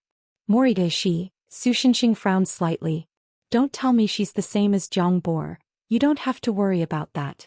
Although she's missing, I can sense that she's not in danger. Charlotte elegantly crossed her legs, her right elbow resting on her thigh as she spoke softly with her chin propped up. If one were to look down at her fair calves, one could see that her slender ankles were swinging nonchalantly. In the past she had always maintained her goddess's modesty. Her actions and mannerisms gave off the feeling of a European noble, and she would never do something that would leave a bad impression on others. From this point of view, Su Shenxing understood from his understanding of Charlotte that although the goddess did not show it on her face, she must be very worried about her missing sister. But really there's no point in you coming to me about this, is there? Su Shenxing scratched his face. To be honest, I wanted to look for Moritia before this. After all, as you can see, Mo Li's seal has been unsealed to the third layer, causing the foundation stone to loosen and it can't be sealed back. He raised his head, only to find that the other party was looking at him with cold eyes, so he could only let out a long sigh. Originally I wanted to ask her to reseal it, but in the end after a long time, I realized that I don't have a way to actively find the two of you. Hey Su Shenxing. In the end, just as Su Shenxing finished speaking, the girl's slightly cold and gentle voice continued. If I remember correctly, you don't know how to use spells. If you want to undo the seal on that guy, there's only one way, isn't that right? Although the girl had a beautiful smile on her face, there was not the slightest hint of a smile in her twinkling starry eyes. Su Shenxing could not help but shudder and exclaimed in his mind, "Damn it, I accidentally spilled the beans." His face did not move at all and he looked up 45 degrees at the sky. Well, the ceiling. I'm no longer the me you knew. After many years of cultivation, I am now able to release the seal, physics. That's interesting. Won't the seal strengthen as you grow stronger with your power? If the girl's voice was like the howling wind of -50 degrees Celsius a moment ago, it was now absolute 0 degrees Celsius that could freeze blood vessels and freeze bone marrow. As far as I know, if you want to break the seal physically, the difficulty is essentially the same as jumping up and turning 360 degrees to punch yourself in the head, isn't it? Why don't we talk about Moridia again? Shi Wei. Yes. Speak the truth. Sorry, I kissed Mo Li, is that so? I remember that there's a gesture in your world that can express your apology. Oh, you mean the main seat? Then you know what to do, right? Su Shenxing obediently sat on the floor. Then he was glad that he did not say the word main seat. Charlotte looked at the well-behaved Su Shenxing and couldn't help but rub her forehead helplessly. You're only obedient at times like this. You don't even give people a chance to get angry. I'm sorry, I was impulsive. I'm reflecting. What's the use of apologizing to me? I don't want to say anything else after all. I'm not in a position to blame you, but there's one thing. The girl glared at Su Shenxing sternly. What you did, are you worthy of Yong? Su Shinxing pondered for a moment, recalling the situation at the time, and then righteously replied, "It was actually quite exciting. You'd better have some self-respect. The savior of the world over there." "Sorry, I accidentally said the truth. Isn't that even worse? The Lilican over there. Why do I feel like your respect for me is dropping at a rapid rate? If this was some kind of dating game, there would probably be a continuous drop in favorability by now. I know that guy is using Yong's body, and other than the color of his hair and eyes, he's exactly the same as Yong, but is it really okay for you to continue like this?" After Charlotte finished complaining, she put on a serious expression. "Yong is already dead. If you use that guy as a substitute, you'll never be able to free yourself from the pain of losing Yong, right?" In fact, Charlotte herself didn't hate Jasmine, but it was precisely because Jasmine had appeared in the appearance of her former friend and seemed to have replaced her friend's position. She had always been by the side of the person she used to look forward to so much, which made her hate Jasmine's existence from the bottom of her heart. "Why do I have to free myself?" After a moment of silence, Su Shinxing showed a bitter and regretful expression that he had never shown in front of Song Yu and the others. "I don't want to suddenly find that one day, I've gradually forgotten Yong's existence because of the erosion of time. Rather than that, it's better to let me live in pain every day, and engrave Yong's existence in my heart again and again. If this is the way you choose to live, then I have nothing to say." The girl sighed again, then stood up from the sofa, slowly walked to Su Shinxing, who was still kneeling on the floor, and gently lifted his chin with her left hand. The next moment, her right fist smashed hard on the left side of Su Shinxing's face. That was a punch that used the authority of several gods of different worlds, and it was a punch that contained all of the girl's strength. Then the sound of bones cracking could be heard from her delicate fist. "Do you think I'll say that?" It must have been a very painful punch for the girl. However, she did not use the power of a god to isolate herself from the pain. Instead, even though she was in so much pain that tears were flowing out, she still wore an angry expression, and used her left hand to grab Su Shinxing's collar. "You're the one who defeated the great devil realm, liberating tens of thousands of worlds. Shiwei Oravaya, the savior of countless beings. Do you know how much I, Moridia Zhongbor, and the others looked at your back with reverence? He followed you on your expeditions to the east and west, to the south and to the north, all the way to the great devil world. I've lost count of how many of my companions fell on the path to victory, but there's one thing I'm sure of. They believed that you could save everything until the very end. And in fact you did it. You're a hero who deserves to be called. I don't know what you went through in the end. What happened before the great devil realm collapsed. But for a former hero to fall to the point of using the pain of his lover's death as an excuse to numb himself, and live a mediocre life like that, I absolutely won't allow it." Su Shinxing stared blankly at the agitated girl. After a moment, a slight smile appeared on his face. "Your experience isn't much better than mine, so why are you still so optimistic? Nonsense, I'm the goddess of hundreds of worlds.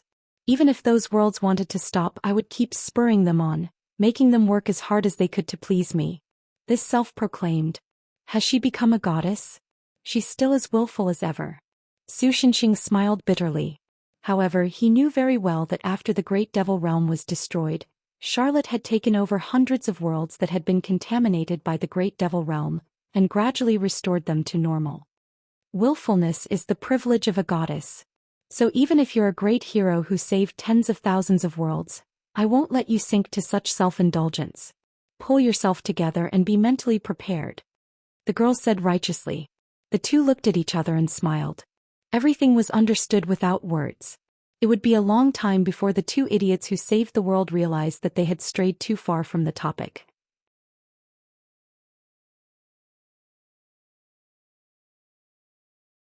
Chapter 625. After dispelling the barrier that shrouded the two of them, Charlotte formally introduced herself to the other girls of Sakura apartment who had been freed by Mo Lee. "I am Charlotte Yumiya, the god of ultimate heaven of the world of Yumiya. Although I do not need to apologize to mortals as a god, I would still lower my noble head and apologize to you lowly creatures for Shiwei's sake." The goddess folded her arms over her chest. Whether intentional or not, it perfectly emphasized her perfect breasts that were slightly better than Song Yu's and could beat everyone else in Sakura apartment. At the same time, There was a proud expression on the goddess's face that showed no hint of apology as she continued. In the thousands of worlds under my rule, mortals do not even have the right to talk to me or listen to my teachings, much less apologize. But you don't have to feel too honored. Just treat it as normal since it's all for Shiwei's sake. Rather than an apology, it was more like a provocation. It seems that this person's personality did not change even after she entered her goddess state. Su Shenxing could only laugh bitterly inwardly in response. At first, Song Yu had deliberately put on a gentle and virtuous expression because the other party appeared to be an old friend of Su Shenxing's, hoping to build a good relationship with her. But before she could say anything, Charlotte had already reprimanded her.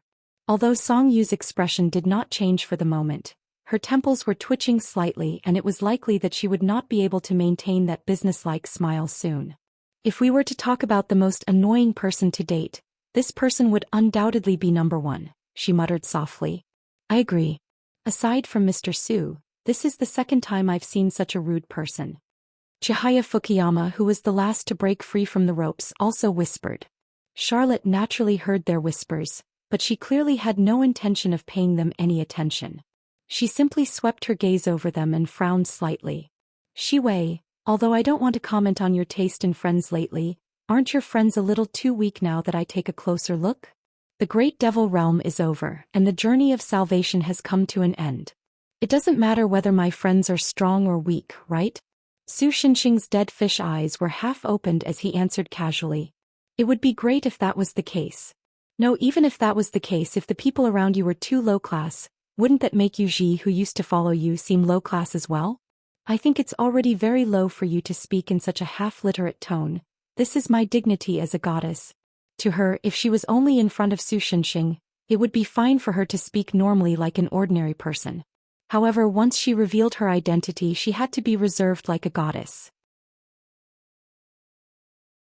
Even by the standards of the past, there is only one person whose strength is barely enough to catch my eye. As she spoke, her gaze fell on Qin Xingyan, who had been silent since the beginning and looked as if he was facing a formidable enemy. You're not bad. Do you want to be my maid? You flatter me. Qin Xingyan's face was as calm as water, and the sweat on her forehead was faintly visible. Theoretically speaking, after becoming an existence similar to a celestial, she should not sweat anymore. It was obvious how nervous she was now. She replied in a low voice, but I don't intend to sell my freedom to others. It was just as Charlotte had said. Aside from Su Shenxing and Jasmine, Qin Xingyan, who possessed the most outstanding strength, was the mysterious life form. She could personally experience just how terrifying the young girl who was chatting happily with old Su was. If Qin Xingyan was a candle flame, then her opponent was the sun, or an even larger star. In the eyes of a candle flame, they all looked the same. The difference between the two could only be described as terrifying. Is that so? That's a pity. After all, with your strength, you've already stepped on the passing line to enter the Salvation Army's team. Charlotte did not seem to care much about it, and the invitation just now was just a casual remark.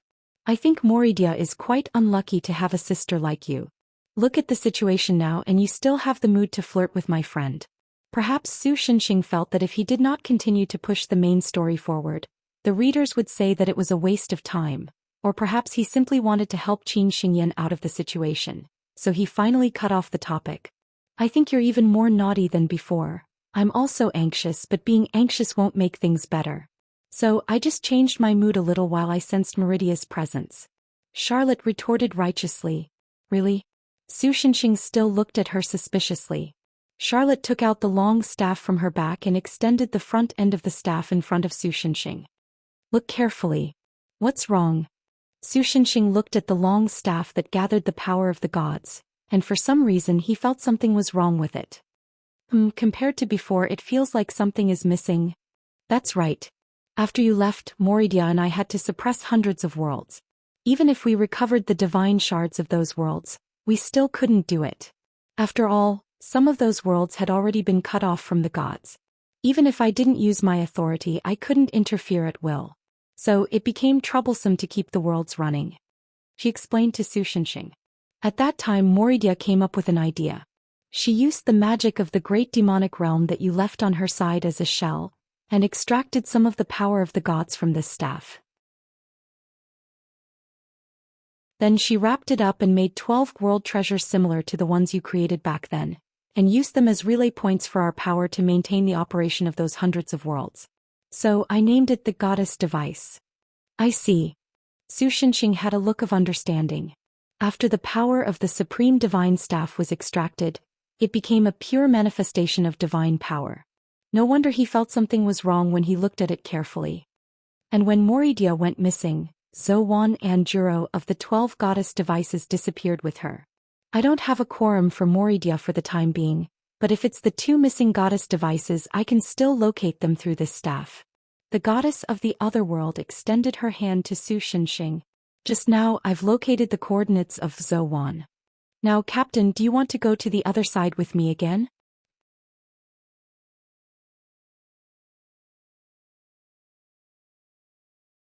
Chapter 626. Baron Beerbohm had 2 sons.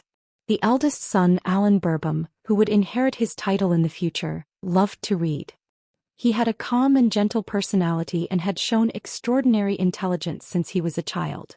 Even the people of the Baron's territory thought that he would become a wise lord. Dusk passed quietly, and the afterglow of the setting sun disappeared on the other side of the horizon. As always, the night shrouded Baron Beerbohm's mansion.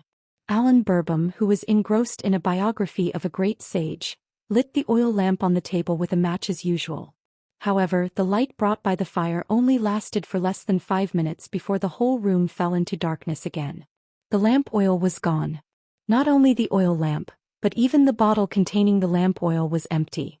Although it wasn't a problem to call the servants to get lamp oil from other places, most of the servants in the mansion had already gone to bed.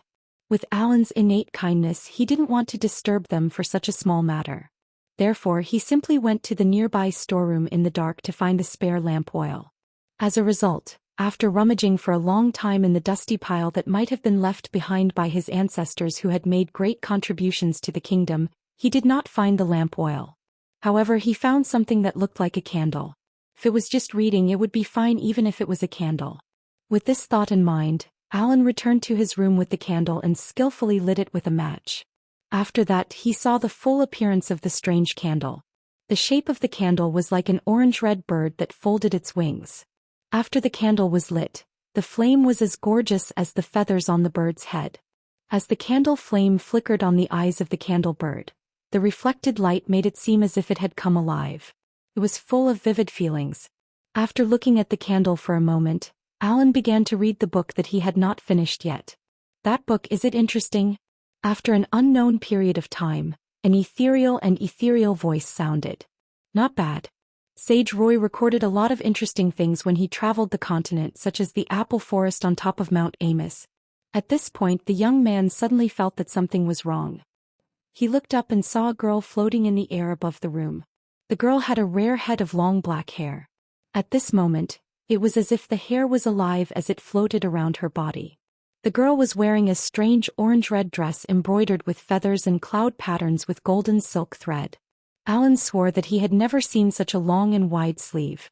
Recently, the noble ladies at the noble ball had become shorter and shorter, and more parts of their arms were exposed. They were more willing to use cloth on the hemline of their skirts, even if it would make the skirts so heavy that they even had to use skirts and pulleys to move freely. However, although the clothes were strange even with Alan's aesthetics, there was still a strange kind of beauty that could make people accidentally indulge in it. This might be related to the fact that the girl herself was a beauty with a peerless temperament. What are you?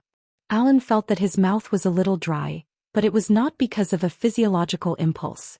It was simply the fear of seeing a phenomenon that he could not understand. Although he had seen records of magic and alchemy in some alchemist's notes, he had verified that those were either tricks or the result of fabrications. Therefore, it was normal for his worldview to be impacted when he saw such a supernatural scene with his own eyes. The girl did not answer. Instead, she pointed downwards. Alan looked in the direction she pointed and found that the girl's lower body was becoming more and more transparent. He could not even see anything below her knees. Only the flickering candlelight was still blooming. Then Alan noticed something strange. He felt that a considerable amount of time had passed since he lit the candle. Even the most durable of candles should have burned down by now. However, the candle that was made into a bird was still exactly the same as before. There was no change at all. Are you the smoke from the candle? The young man's strong desire for knowledge overcame his psychological fear, and he could not help but ask the girl curiously. To be exact, I am the abstraction state of the information in the candle through the flame. The girl softly said something that the young man in the medieval era of Europe would never understand. You must understand the candle is my true form. Then can I call you a candle? Alan asked excitedly for some reason. Please call me Zowan. The girl who was born from the candle flame did not hesitate to reject this pet name. Who made you? An alchemist? Or a legendary great sage? I am the creation of the goddess. My mission is to return to the goddess side. But unfortunately, as you can see, I do not have the ability to move. The girl continued to speak with the same ethereal voice as before. If you are willing to help me return to the goddess, I can fulfill one of your wishes. Goddess? How can I help? Alan blinked and asked. He felt that the amount of information he knew today was, in a sense, more than half of his life in the first half of his life. Just kill me, Zowan said with a calm voice. The candle state was originally formed because of the distortion when passing through the wall of law. My existence is also a part of this distortion. As long as the distortion is corrected, the goddess device, Zowan will naturally be able to return to the goddess side. As if she didn't notice the astonishment on the young man's face, the girl continued, as for the specific method, you can throw the candle into a furnace above 1,200 degrees Celsius, use a heavy object of more than 500 tons to smash the candle from a height of 1,000 meters, or use an explosion equivalent to about 10 million tons of TNT to do it. Although I don't know what you are talking about, I feel that it is very powerful. The ancient man in the medieval era was dumbfounded. Of course, if these can't be done, there is a simpler method. The girl continued with a blank expression. Blow out the candle and then hide it in a place where no one can find it. That's it? The young man was a little surprised. When everyone forgets about the existence of the candle, it's as good as being destroyed. Compared to the physical destruction mentioned above, this method of directly denying its meaning is closer to destroying its essence, Zowan said slowly as she stared at the young man. Wait a minute, but I still remember. This way there is no way to satisfy the condition of everyone forgetting, right? Alan discovered the beauty of the girl's theory. It's fine. Before that, I will teach you to use some herbs to concoct a potion. After drinking it, you will not remember anything. So Alan decided to keep the candle and observe the situation.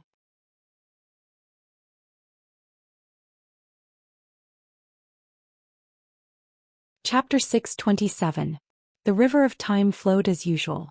After spending some time with Zowan, Alan gradually figured out some of her characteristics. First of all, whether it was day or night, only when the candle was lit could Zowan appear. However, there was no specific pattern to the other party's appearance. It seemed that it was purely based on the other party's mood. Zowan herself gave Alan the feeling that she was as temperamental as a child. She insisted that her main body was only a prop of the goddess. The reason why she had self-consciousness was because of the problem with the prop. It was precisely because of this that she was obsessed with using others to destroy herself. In addition, Zowan had some kind of prophetic ability, able to predict the direction of some things. For example, whether the weather would be clear tomorrow, whether the servants at home would break their legs on the stairs, or whether the distant Morton Empire would send troops to the border. Although she herself, or Benju, it was said that this was a manifestation of computing power, Alan didn't think that the addition and subtraction of numbers could be done to this extent. Even so, Alan didn't want to use the other party's ability to gain any benefits. For him, his current life was already happy and happy enough, and he didn't need to obtain anything else. During his time with Zowan, he also began to have a hazy good impression of the mysterious and pure other party. As time passed, this good impression gradually deepened. Men in this world were already adults at the age of 16.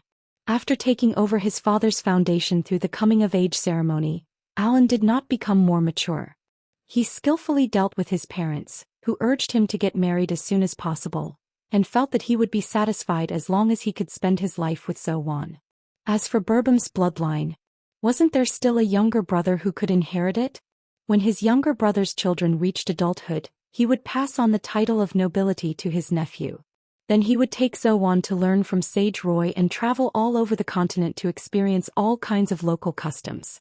When he was old, if Zowan still insisted on self-destruction, he would bring her to the highest peak in the world, Immerse, and bury her in the legendary apple forest. Then he would silently wait for the countdown of his life. However, Alan was still full of confidence in himself. He felt that as long as he subtly influenced and got along with her, Zowan would definitely be able to obtain the same feelings as humans and accompany him to the end of his life. He told Zowan about his plans and even took out the biography of the sage from when they first met. He flipped through it page by page and told the girl about the places he wanted to go with her in the future. The young girl, who usually expressed her opinions clearly and criticized the other party for being too idealistic, looked at the excited young man. For the first time, she didn't say anything that would spoil the mood. She only smiled and quietly listened to the other party's dance as he described the future. How wonderful would their future be? It was supposed to be like this. However, his life was filled with all kinds of accidents. In the second year after Alan took over the territory, war broke out between his kingdom and the Morton Empire. Fortunately, Alan's barren territory was quite far from the border. Even if there was a war, as long as it wasn't the kind of war that would destroy the country, it had nothing to do with him. From the looks of it, this war seemed to be just an ordinary border friction. However, his younger brother hid it from his family and secretly joined the kingdom's army with a group of his usual companions. Moreover, because of the surname Burbum, he obtained the position of a small captain. Unlike Alan, as the second son, he would not receive anything other than some property even after he reached adulthood. Perhaps it was because he felt that the difference in treatment was unfair that he chose to wear his ancestors' armor, hoping to obtain more glory, merits, and titles on the battlefield than his elder brother. Then the cold reality gave the youth a heavy blow. Not long after the war broke out, Alan received a letter from the battlefield, and his younger brother's relics.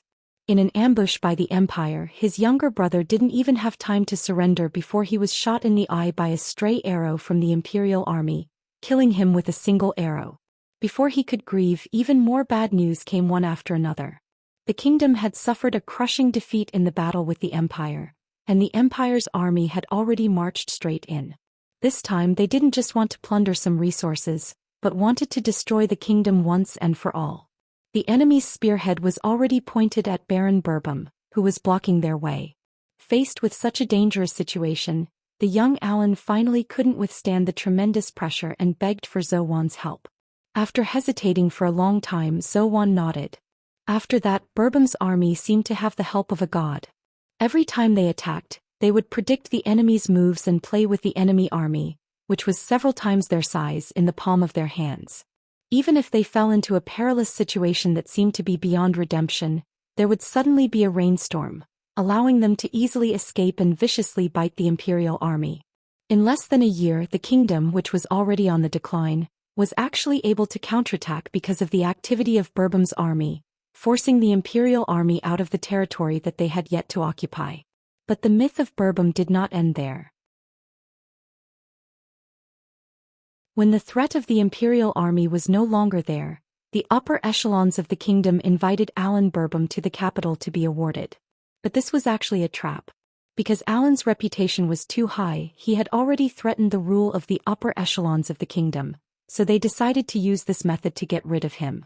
Although it would definitely be a blow to the kingdom's reputation, it was better than letting the threat continue to grow safely. However, on the day of the award ceremony, Alan Burbum, who should have been shot to death by the archers, easily escaped the encirclement. Not only did he expose the ugly faces of the upper echelons to the public, he also brought his army to flatten the capital. Alan, who was respectfully called the god of war by the people, naturally put on the crown and became the new ruler of the kingdom. After that, in order to speed up the development of the kingdom, he married the princess of a neighboring country of equal status and took the initiative to launch a war against the empire the next year. Invasion, conquest, annexation, invasion, conquest, annexation. The flames of war burned throughout the entire continent. Countless people fell under the sharp blades, countless peaceful homes were destroyed, and countless books were burned in the flames of war. By the time Alan came back to his senses, he had already become the person standing at the top of the continent as a conqueror.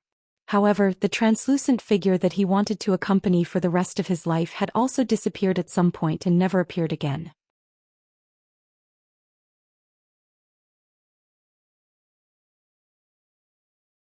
Chapter 628. In the end, the Bourbon dynasty came to an end due to the invasion of the barbarians in the far south. The barbarian monarch obviously did not have the ability to maintain a grand empire, so the decaying Grand Dynasty fell apart, and the continent once again became a state of mutual restraint between several countries. Alan Bourbon's great achievements were spurned by the victors who came after him, and in the end, it was just a record of numbers in the history books.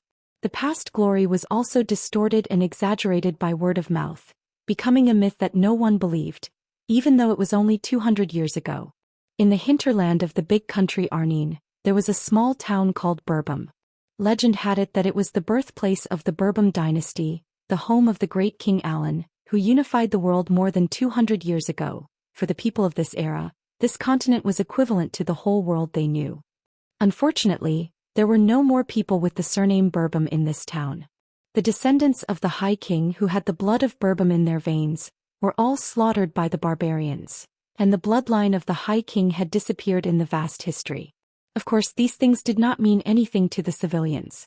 Whether it was a change of dynasty or a change of generation, they were still as diligent as ants, busy for their own and their families' lives. Only naive children were able to play as they pleased. I'm not bragging. In Bourbon town, in an alley where children often gathered, a round-faced boy with beeswax short hair said loudly, "My great-great-great-great-grandfather is the legendary great sage who traveled the whole continent." You're still saying that you're not bragging? How can there be an orchard with golden apples in this world? The other children laughed and laughed at the round-faced boy. One of them, a boy with freckles on his face, even sang to the tune of a pipe organ not far away, lying Weiler, bragging Weiler without parents. The round-faced boy named Weiler was so angry that his face turned red. He straightened his neck and shouted stubbornly, "I'm not lying. The golden apple orchard exists and it's on the top of Immerse." Weiler without parents, so pitiful to attract attention to say such a ridiculous lie. However, the other party did not pay any attention to him. Instead, he continued to drag out the tune and sing his self-composed song. "Enough, shut up, you big idiot." Weiler waved his fist and rushed towards the other party. As a result, he was immediately stopped by the others because he was alone. Poor Weiler, after all, you can only work in that dirty restaurant every day to not starve. You don't know anything about the outside of the town. So, as a reward for making me feel so happy, let me, the future lord, tell you something. The freckled boy was obviously the king of these brats.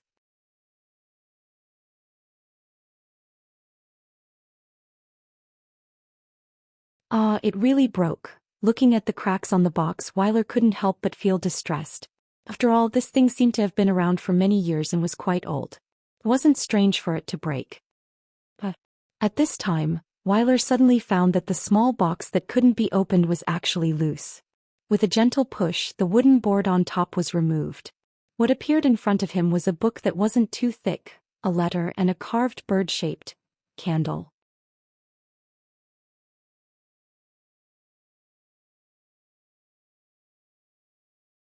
Chapter 629.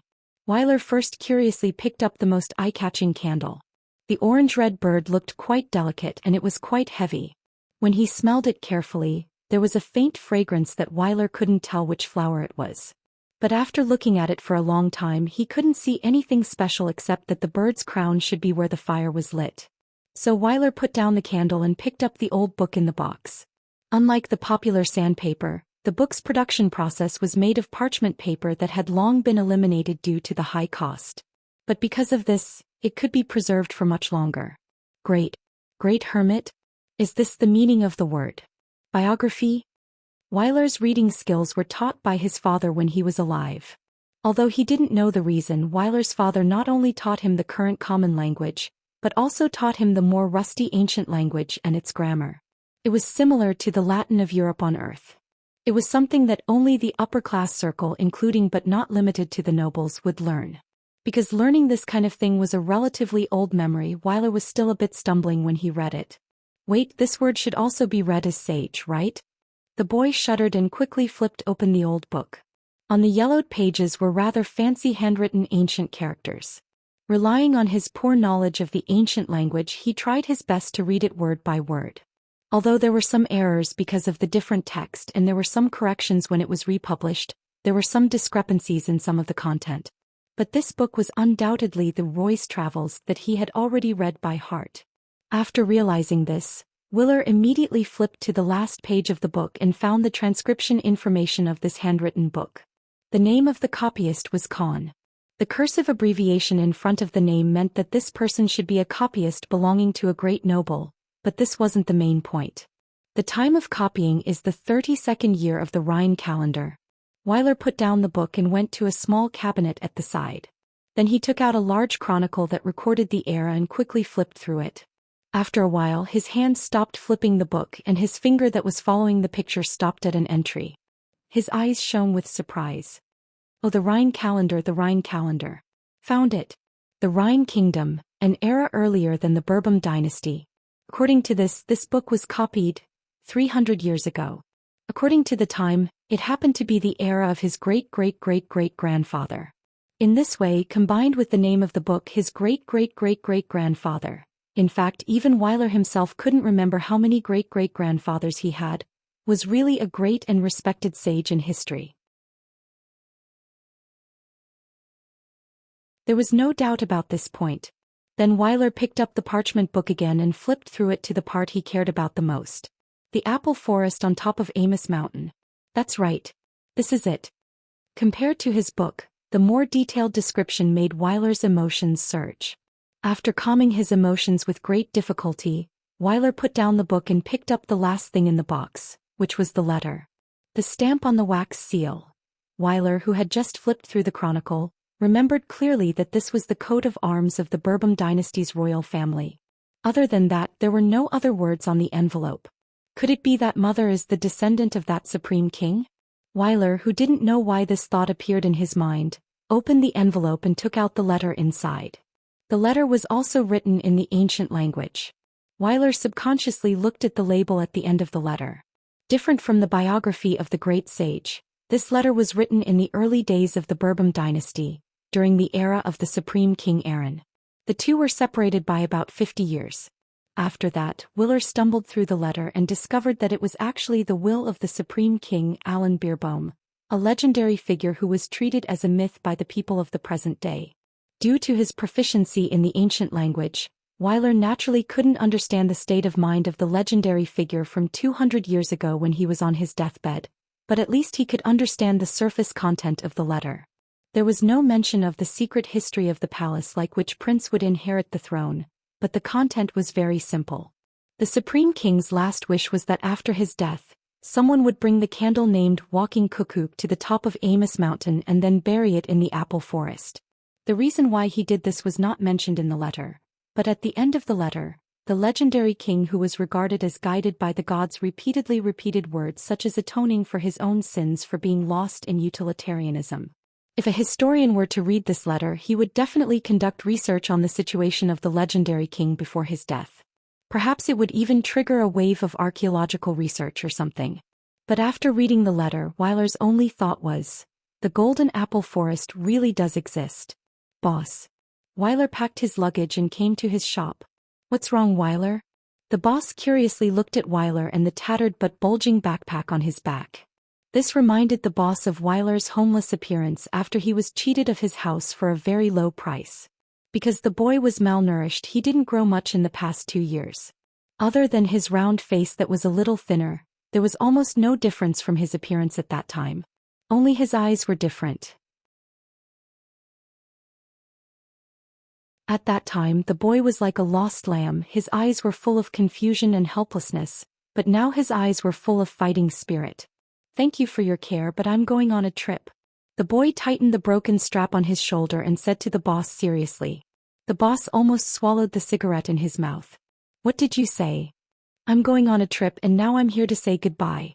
Willer repeated without the slightest impatience. Okay, Willer, stop fooling around and put down the bag.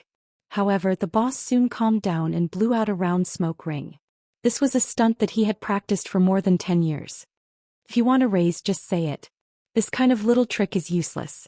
Although Weiler was still young, he was very hardworking and didn't ask for much. The boss didn't want to let such a cheap labor slip away. "No, I'm really planning to go on a trip." But Weiler shook his head. Do you have anywhere you can go? As far as I know, you don't seem to have any other relatives." The boss looked at Weiler suspiciously. "I'm not going to seek refuge with other relatives. I want to climb Mount Amos," the boy said with a serious face. "Amos? The highest mountain in the world. Weiler, is your brain damaged?" The boss's expression became as if he was listening to a fantasy story. "Stop fooling around, even professional mountaineers might not be able to climb that mountain. You're just a kid, I'm afraid you'll freeze to death halfway up the mountain." "I'll think of a way about that. Boss, you don't have to persuade me, I'll never give up." Weiler naturally knew the horror of Mount Amos. In the past 100 years, countless people had challenged that mountain, but only Lauren Claudian, whom the freckled boy had mentioned yesterday, had succeeded. More than 10,000 meters high, thin air, terrible cold, man-eating beast. Could be said that the dangers were innumerable. Even among the experienced mountaineers, less than half of them could return alive. But even so, Weiler still wanted to go.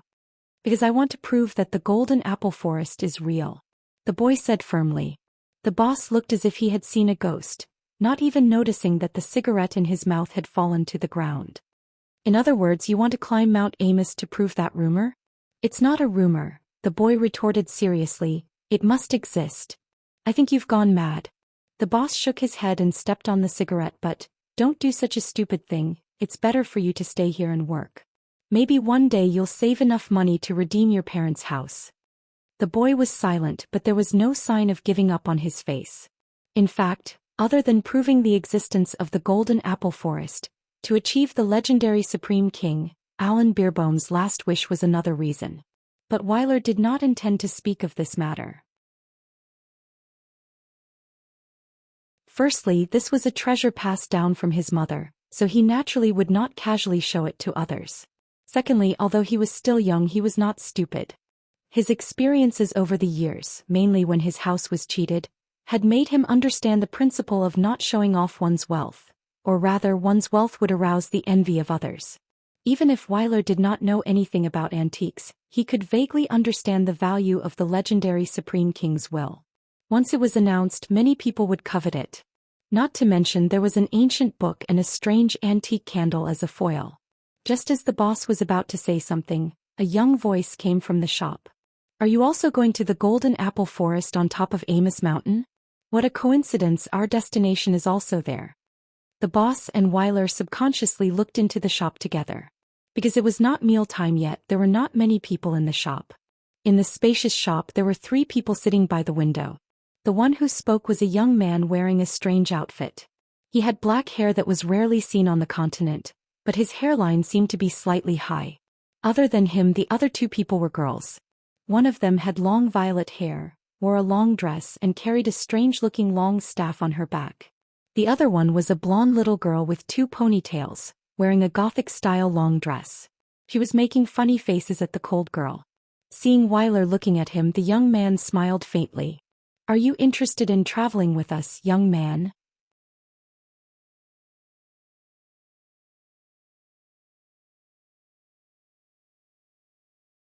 Chapter 630.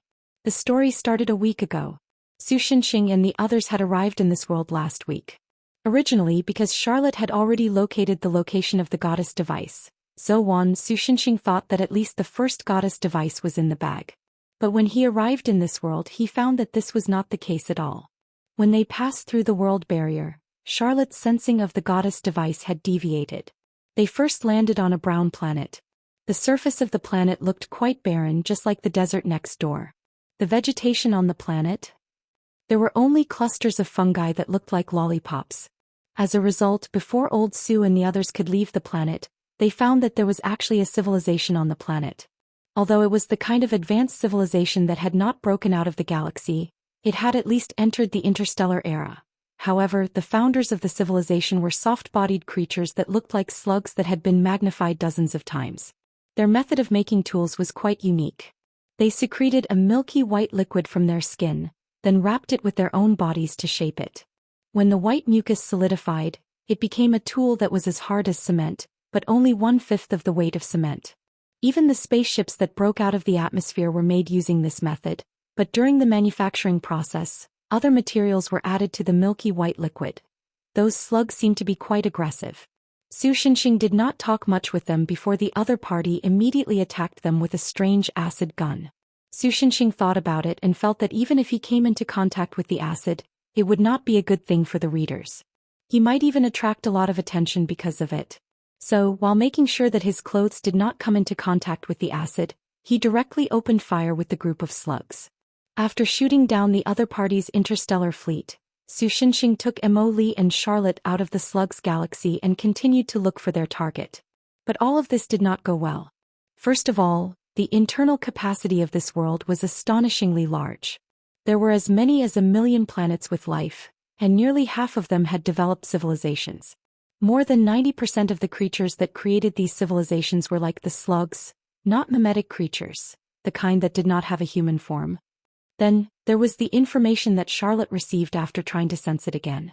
"I think I've figured out the source of the interference," the divine girl said to Su Shenxing. What was interesting was that in theory, there was no way to transmit sound in the vacuum of this world. But Su Shenxing and Charlotte weren't restricted by this law at all.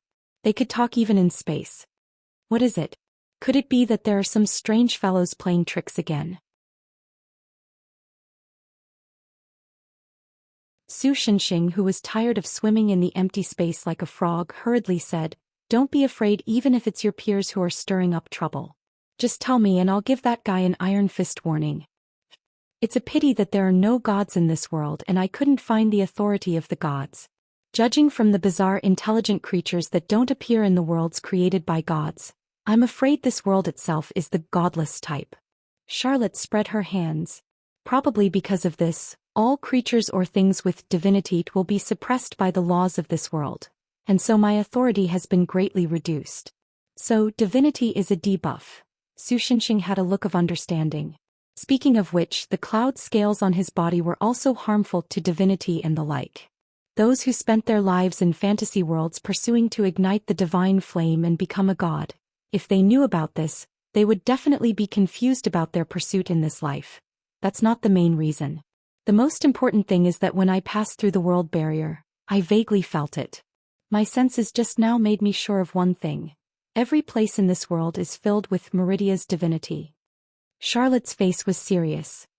Because she also has ownership of the goddess device, and because of the interference of her divinity everywhere, I can't determine the specific location of the goddess device. Meridia's divinity is everywhere. Well, you just said that in this world divinity is a debuff. How could it spread to? Su Shenxing said with a pained expression. Wait a minute, that girl didn't bump into things everywhere when she entered this world, did she? There were strong and weak barriers in the world. Like the lattice world that was ravaged by the great demonic realm, it belonged to the supernatural type, and even ordinary people could accidentally cross into that world due to some coincidences. Auravia, where Su Shenxing first crossed into, belonged to a very strong world, and even the most advanced spaceship of the Space Administration might not be able to pass through the world barrier. Although the world barrier of this world was not very strong because it belonged to the category of godless, it should be a fatal existence for all gods who could cross worlds. If Charlotte had not followed Su Shenxing, she might not have been able to enter this world. In this way, if Moridia directly bumped into the world barrier without any preparation, then no matter how strong her head was, it was likely that she would suffer considerable damage. For example, she would fall everywhere like an ordinary person jumping down from a height of thousands of meters. Although I really want to deny this possibility, but considering that stupid girl's behavior, it is really possible. Charlotte covered her forehead with a helpless expression. If that was the case, then it would explain why Moridia suddenly disappeared without a trace. Your minced meat can still make calls. Then what should we do now? Should we collect Meridia's scum? No, I mean divine scum? Su Shenxing landed on an asteroid for a short rest and asked the girl beside him for her opinion. It's not impossible, but it would take too long. I'm a god with infinite life, so it's fine, but you would definitely be impatient, right? Yes. You're really honest. Thanks for the compliment. I'm not complimenting you. Charlotte sighed. Anyway, we just have to find a way to retrieve Meridia's goddess divine cord and the two goddess equipment. Our bodies are just decorations for us gods, And as long as we recuperate properly we would be reborn. I see, so bodies can grow. Su Shenxing exclaimed in surprise. Felt like an earthworm. Am I overthinking things? I have a feeling that you're thinking of something very rude. The divine girl narrowed her eyes and stared at Su Shenxing, but the latter did not reveal anything with his shockingly thick skin and superb acting skills. Also, the biggest problem now is how to determine the location of Meridia's divine core. At this time, Su Shenxing gestured to the blonde loli with twin ponytails. It's Emoli's turn. The latter was not modest and immediately puffed out her flat chest. Although there was no expression on her face, she gave off a smug feeling of "I'm the strongest," causing the corner of Charlotte's mouth to twitch. Can this guy really be useful? Charlotte did not hesitate to express her distrust towards Emoli. Besides, isn't her magic sealed? Didn't I say before that her seal has been unlocked to the 3rd stage? Su Shenxing shrugged. If it's to spy on you and Moridia who fought the great demonic realm with me, it's beyond my power. But if Moridia really only has her divine core left, then there's still hope of finding it. Is that really so? Charlotte was still a little doubtful. Well, it's better than blindly searching for it in the vast universe. Su Shenxing was quite optimistic. Besides, it doesn't cost any money, so let's give it a try. Since you've said so, Charlotte sighed again and then crossed her arms as if she had given up. She looked at Jasmine with an expression that said, "Hurry up and start your performance." Then Jasmine ran to her side and took away the staff behind her when Charlotte was caught off guard. "Hey, you bastard, you really don't give up." The goddess frowned and stretched out her hand to create a fireball. Judging from the surface of the meteorite under their feet that was beginning to melt, the temperature of the fireball was probably more than 12,000 degrees Celsius. If this world did not limit the power of the gods, perhaps she would not have created a fireball but a sun. Don't panic, she's probably just using a casting tool. Su Shenxing quickly stopped Charlotte, who was about to flip out. Don't worry, even if she really wants to cause trouble, I only need one left hand to defeat her. But she's taking my scepter of supremacy. Oh, then I'll throw in an extra right middle finger. Not sure if Su Shenxing's words were really effective, or if Charlotte had prepared a backdoor or something like that on the scepter of supremacy. She finally calmed down and looked coldly at Emoli's next move. Jasmine had condensed the divine personas of several hundred worlds into the supreme scepter. Under normal circumstances, it would be even more valuable than an entire world. Then he watched as the scepter slowly fell to the ground in a half-weightless state. "Landlord, over there." After doing all this, the little guy pointed at the fallen scepter and said, Oh, as expected of Emoli. Su Shenxing patted the little guy's head, and Emoli narrowed his eyes, showing a kitten-like expression of enjoyment. "Are you two teasing me?" On the other side, the goddesses of hundreds of worlds were furious as expected.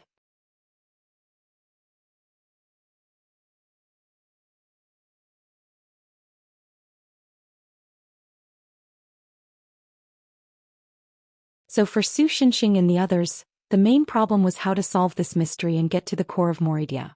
After a few discussions, Charlotte felt that they should start the goddess device. She was almost certain that both of the goddess devices were on this planet, and they were not in the same place. Maybe if they found the two goddess device, they could solve the mystery of Mount Amos and find Moridia. In fact, even if they could not solve the mystery, they only needed to determine the specific location of the mystery. The rest could be left to Su Shenxing to solve through rigorous and effective physical means. However, even with the supreme scepter in hand, Charlotte could only be sure that the goddess device was on this planet. As for the specific location, in the end, Su Shenxing could only let Emoli go and find Burbum in a way that destroyed Charlotte's worldview. So, there was the situation at the beginning of this chapter. It's almost certain that the goddess device, Zhou is in the hands of that boy. After reorganizing her thoughts, Charlotte raised her chin and motioned to Su Shenxing to the round-faced boy who was carrying bags and talking to the restaurant owner. "What should we do now?" Su Shenxing asked. "Do you want me to snatch it from him?" He smacked his lips and was eager to try. "It feels like snatching a child's lollipop. Your words and expression are completely different. Have you really done something like snatching a child's lollipop?" Charlotte was shocked. "No, why would I?" Su Shenxing looked innocent. "I only snatch from adults. What's there to be proud of?" Charlotte first complained and then carefully looked at the round-faced boy. After a moment she shook her head. Let's not touch him for now. Mr. Yu thinks that he and Moridia are fated. Fated? Su Shenxing heard this and felt that something was wrong. Are you going to change the model of your religion to that of Buddhism? My religion does not accept bald donkeys. The goddess glanced at Su Shenxing's strange hairline and said without hesitation, and balding. You're discriminating against those with less hair. Su Shenxing almost slammed the table. What's wrong with being bald? Only when you're bald can you become strong. I'm annoyed. Only Emily was still leisurely chewing on his honey steak as if it had nothing to do with him. After a moment Charlotte continued, that little guy seems to be planning to go to Mount Amos. Su Shenxing, who was still sad about his hairline, lost interest. So, we'll send him there. Charlotte answered. It can't be. Is it really necessary to go to this extent? Su Shenxing frowned. Well, if you just take Zowan there, you might be able to trigger Meridia's barrier or something similar. Charlotte said. Then you can solve the problem with a single punch. Of course I know that. If that's the case. Su Shenxing was about to say something but was immediately interrupted. But Moridia is my sister. Think about it, Shiwei.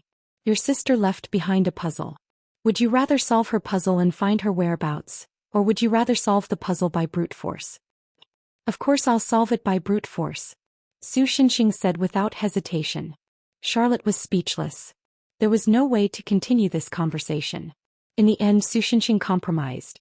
Coincidentally, the restaurant owner's conversation was about to come to an end. So old Su took the opportunity to walk over and talk to the boy who was carrying bags. Are you going to the apple forest on top of Mount Amos too? What a coincidence. Our destination is also there. Are you interested in traveling with us, young man?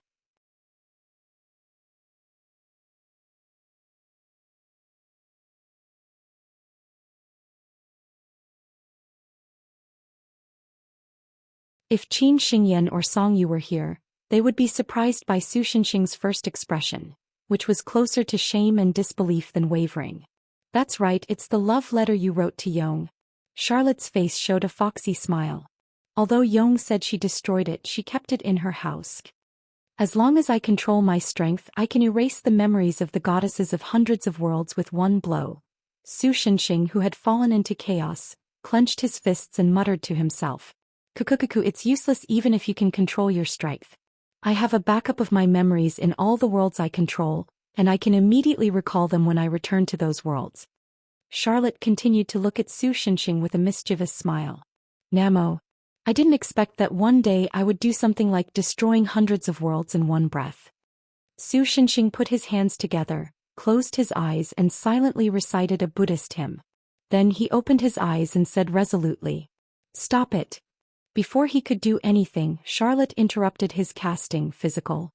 Don't destroy the world for such a small thing, okay? As long as you cooperate this time, you don't have to do anything. I'll delete those things myself.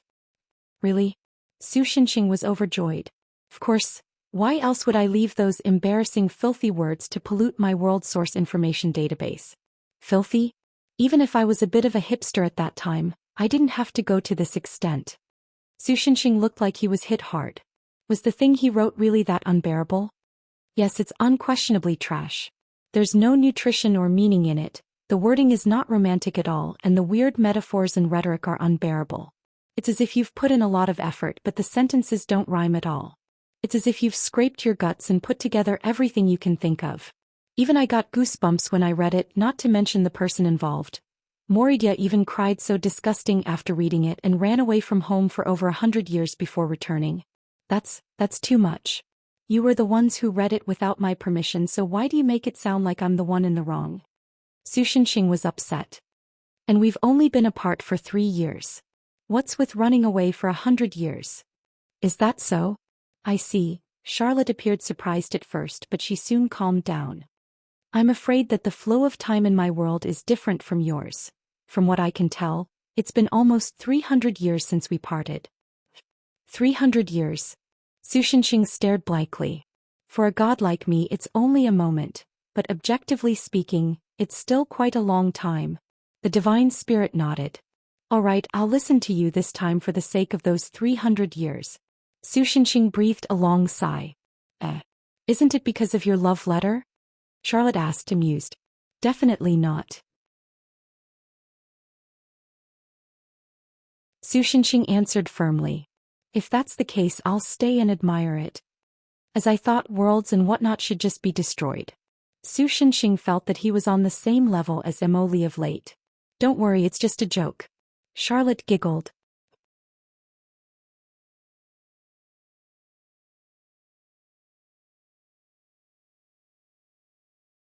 Chapter 633. After rejecting the strange man, Weiler went on his own journey. Although he was already very careful, the difference in life level made him completely unaware that he had long been targeted by a 2+1 super godly boss. When Weiler came to the street, he found that the usually spacious street was filled with a sea of people. There were also soldiers wearing tall hats clearing the way. Even the feudal lord had never seen such a big scene when he went out on patrol, so Weiler couldn't help but feel uneasy. But at this moment an even more troublesome situation occurred. Yo, isn't this the liar Weiler? At some point the freckled boy had wandered nearby with his lackeys. What are you trying to do by bringing so many bags with you? Could it be that you stole something from the shop and can't stay here anymore, so you want to run away? He stared at the bags on Weiler's back and laughed loudly. If it was any other time, Weiler would definitely refute loudly and even punch him in the face, but today he just lowered his head and didn't say a word. Hey, you weren't really chased out, right? Weiler's unexpected reaction made the freckled boy stop laughing. He frowned and asked Weiler. I'm going on a trip, Weiler replied slowly. A trip? The freckled boy showed a shocked expression. Who? You? Yes. Weiler nodded with a firm expression. I'm going to Mount Amos. Immediately the freckled boy's lackeys laughed. Even they knew that Mount Amos was the highest mountain in the world. It wasn't a place that ordinary children could climb. Only the freckled boy frowned deeper. Are you kidding? If I'm kidding, I wouldn't be carrying a bag. Weiler pulled the bag straps on his shoulder. Laugh if you want, I don't mind. Rather than laughing, I want to know if you're crazy. The freckled boy widened his eyes exaggeratedly and stared at Weiler. Did we hit your head too hard and make you stupid? Come on, my head is definitely harder than your fists. Although Weiler didn't intend to argue with the other party, his stubborn nature couldn't help but retort. The children, who were still laughing, stopped and looked at each other in bewilderment. They finally understood that Weiler was not joking. If you were chased out by that chef, you can come to my house and be a servant. My father won't reject me for such a small matter. The freckled boy said seriously. I don't want to. Weiler refused without hesitation. Hey, this is an invitation from the future lord. I won't change my mind even if the current count invites me. The two brats looked at each other for a moment. In the end, it was the freckled boy who pretended to shake his head. Hey, I thought that if you became my servant, I would be able to bully you as much as I want. But since you're so stubborn, I won't stop you. Weiler lowered his head and wanted to leave, but he was stopped by the man. What? He asked in annoyance. Here, take it.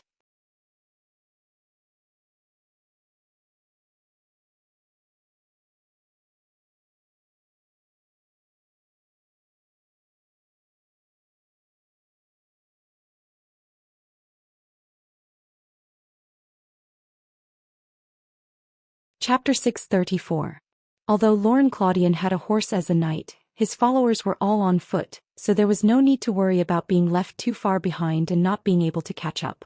Even so, Weiler was just a child after all.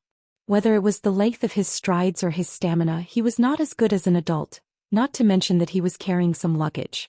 It was obviously not easy for him to catch up with the other party. Should we help him? Su Shenxing, who was secretly following behind the other party, asked Charlotte. He was not the type who liked to procrastinate, especially when this matter involved tailing a young boy. No, it should be said that now is not the time for us to make a move. Charlotte put her index finger on her cherry lips and made a should gesture to Su Shenxing. At the same time, she revealed a mysterious smile. According to my perception, something very interesting seems to be happening in front. Hey, so what if you have a strong perception? Su Shenxing muttered softly. Sorry, I can do whatever I want with a strong perception. Charlotte looked very happy. Although she was not entirely correct, Su Shenxing, who suffered a great loss in perception, was also very clear that what she said was basically correct. When it came to perception, it was generally an ability similar to radar or the minimap in games. But in fact, with the strengthening of perception, there could even be a qualitative change, relying on the omniscience of all the information in a certain area to achieve an effect similar to future vision. It was a pity that the supernatural powers of this world were greatly suppressed, especially for Charlotte, who was a god of a monotheistic religion and had the power of omniscience and omnipotence in the myths. Now her power could only cover half of the continent, just like the Sky Eye system, and she was nothing more than a chicken. Of course, she could still defeat Su Shenxing's trashy perception by a few dozen streets. On the other hand, Weiler, who was completely unaware that he was being tailed by 3 people, compared the crude map of the nearby area given to him by the restaurant owner while looking for the knight named Lauren Claudian in the direction indicated by the freckled boy. As a result, when he finally found a shortcut through the dense bushes that were impossible for horses to pass through, a strong smell of rust wafted into his nose. Weiler had smelled it before. Restaurateurs kept animals in their backyards so that they could be slaughtered when the price of meat went up or when there was a shortage of meat. Only when a considerable number of livestock were slaughtered on the same day would there be such a disgusting smell in the backyard. Could it be that a passerby was attacked by a wild beast? With this thought in mind, Whale poked his head out and carefully looked at the roadside where the fishy smell came from. In the end, he saw corpses all over the ground. Judging from their attire, the deceased were all attendants and retainer knights. There were also some people wearing leather armor and holding weapons. A few days ago, the lord of the nearby area, who was the freckled boy's father, had changed the equipment of the nearby army. The uniform armor made them look rather impressive. As far as Weiler knew, there seemed to be only one group of thieves in the vicinity who wore leather armor. But this place should be quite far away from the bandits' hideout. Then Weiler's gaze was attracted by a survivor not far away. It was a rather handsome young man who was holding a wooden box the size of a soup pot. At first, Weiler felt that the other party was very familiar. After looking at him for a few seconds, he suddenly realized that the other party was the knight Lauren Claudian in the portrait that the freckled boy had shown him before. At this time, Claudian was in a very sorry state. It was not an exaggeration to say that he had thrown away his helmet and armor. His handsome face was covered with blood and dirt. He was sitting in a paralyzed position, panicking as he tried to escape from here. But it was obvious that his goal was not going to be achieved, because there were still a few fierce-looking people wearing leather armor slowly surrounding him. In fact, from the mocking expression on their faces, perhaps the reason why Claudian was able to survive until now was because they were like felines teasing their prey. They were deriving pleasure from teasing Claudian, the famous knight of the continent. And after watching for a while, Weiler also had doubts in his heart. In the rumors, the knight Lauren Claudian was a brave man. It was said that he could single-handedly kill a giant bear, challenge a snow monster, and even easily defeat the legendary mysterious werewolves. Not to mention a few bandits wearing leather armor. Even if he was surrounded by 100 soldiers, he should be able to break through. But now the other party's performance really did not seem like the rumored brave warrior. His sword was clearly at his waist, but when faced with the bandits' provocation, he only wanted to escape and had no intention of fighting. Could it be that this guy was just a swindler who used the name of Knight Lauren Claudian to swindle people? But even if he could deceive ordinary people, he should not be able to deceive a lord who had a fief. No matter what, the current situation was clearly not something a child like Weiler could interfere with. So Weiler spent about 0.2 seconds to decide to leave this place without attracting the attention of the bandits as much as possible. But when he planned to shrink back into the bushes, he felt as if someone had pushed him from behind, causing him to lose his balance and roll out of the bushes. At this moment he looked at the bushes but did not find anything hidden inside. Could it be that my foot slipped? In the end, he could only come to this conclusion. At this point, it was impossible not to alarm the bandits. After hearing the sound, they had already looked over. Some of them even began to stride over.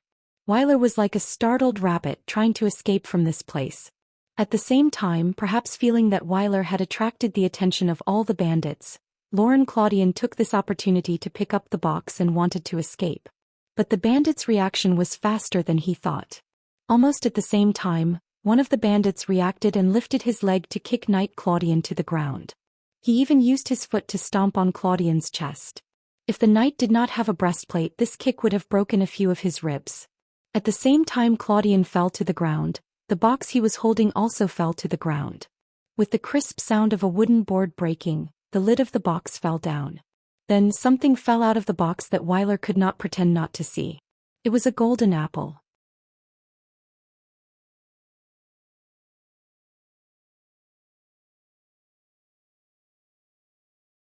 Chapter 635. Even on the shaded path without sunlight, the miraculous fruit still glowed with a golden light. There was no mistake, that must be the legendary golden apple in the orchard at the top of Mount Amos.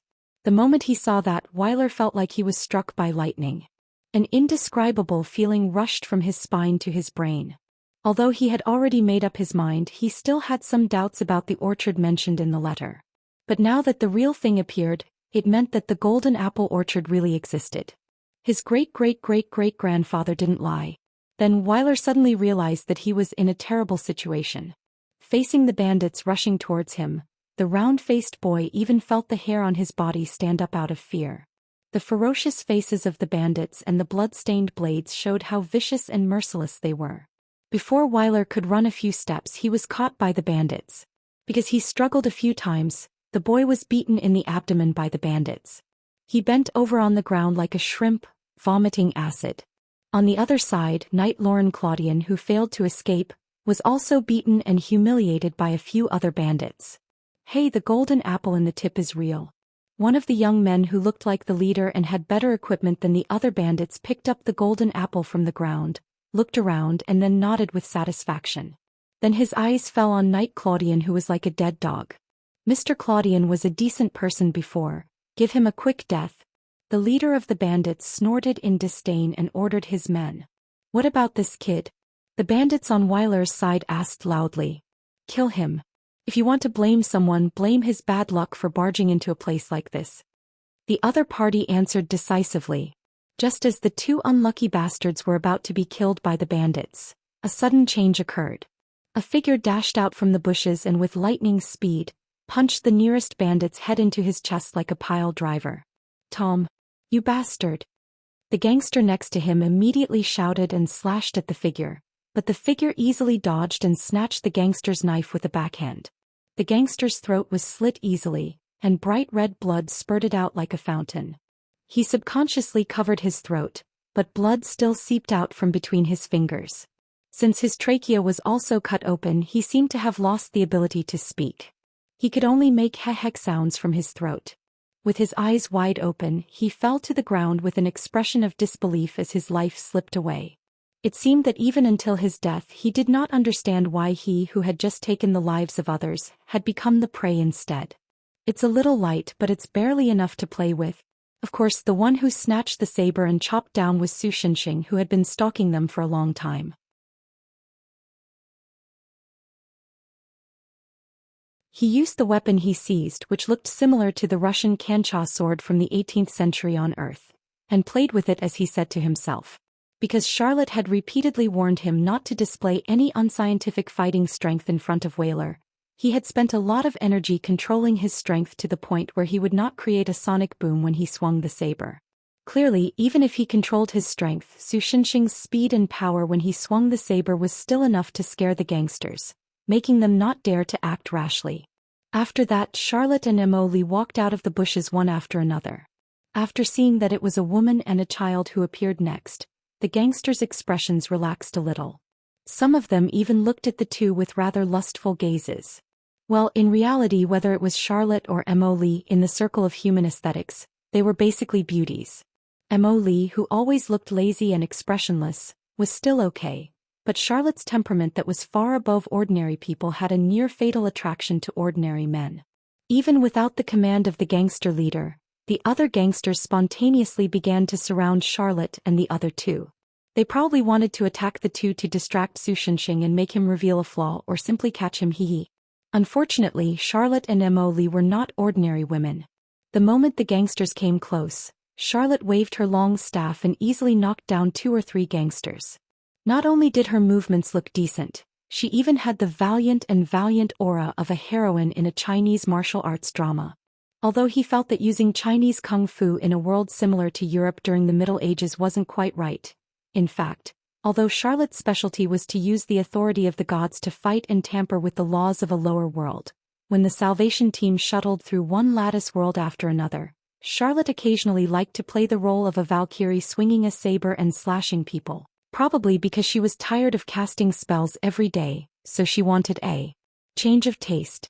After realizing that she was difficult to deal with, the gangsters no longer showed mercy and directly slashed at her with their broad-bladed swords. Under normal circumstances, even a branch as thick as a person's wrist could be easily chopped off. However, the girl's wooden staff, which was less than 2 fingers thick, easily blocked the attack. Not to mention being chopped off, there wasn't even a white mark on the staff. On the contrary, Charlotte immediately waved her long staff and knocked down the other gangsters one after another. The battle on Mo Lee's side was even more speechless. The girl was expressionless. She just bent her body slightly and then exerted force with both feet. Her whole body was like a torpedo and her head crashed into the lower body of the gangster in front of her. In fact, there were no other sound effects except for a muffled sound, but whether it was the other gangsters or Lauren Caution who had finally recovered, they all vaguely heard the sound of eggs being crushed. This made all the men present, except for Su Shenxing, subconsciously clamp their legs together and observe a moment of silence for the guy who had rolled his eyes and was foaming at the mouth. In less than half a minute, half of the gangsters who were still showing off just now were down. Perhaps realizing that he would soon become a commander without an army, the leader of the gangsters who still held the golden apple in his hand roared, "All of you stop!" When the gangsters heard their boss's words, they immediately obediently stopped. Then Su Shenxing, who did not care about the rules of the underworld, chopped down a few more. The leader of the gangsters was so angry that his nose was crooked.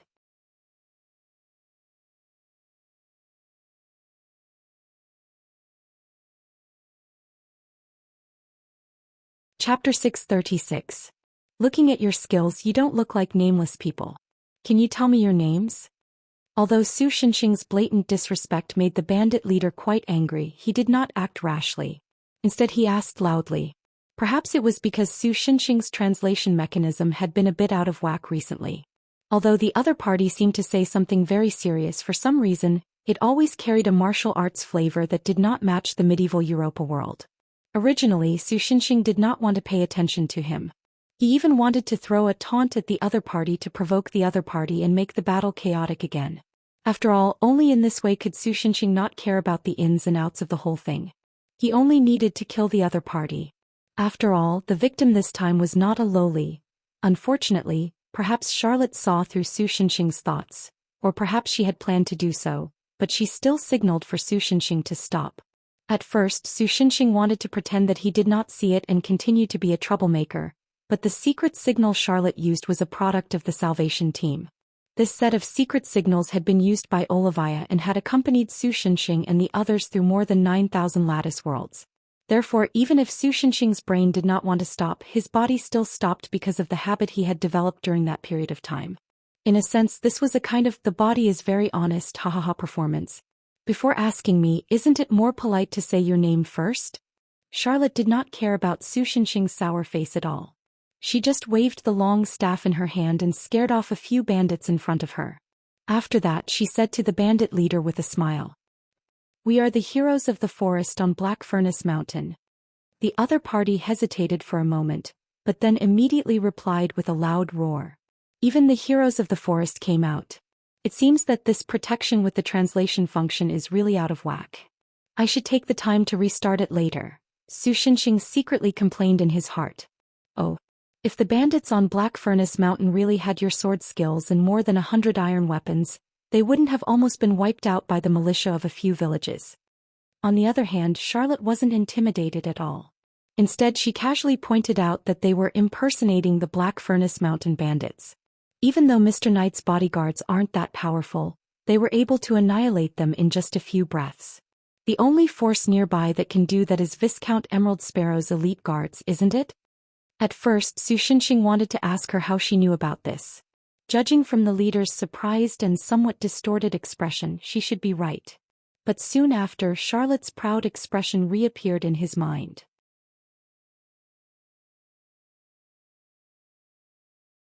Sorry, high perceptive sense means you can do whatever you want. In other words, under this girl's sanctimonious appearance, she was actually spying on this group of medieval people from all angles. Shi Wei, so you feels like someone is saying bad things about me? You're imagining things. Su Shenxing turned away and pointed at the bandit leader to change the topic. Either way, these bastards are lying to us, right? Charlotte, move aside, I'll open their skulls. Stop.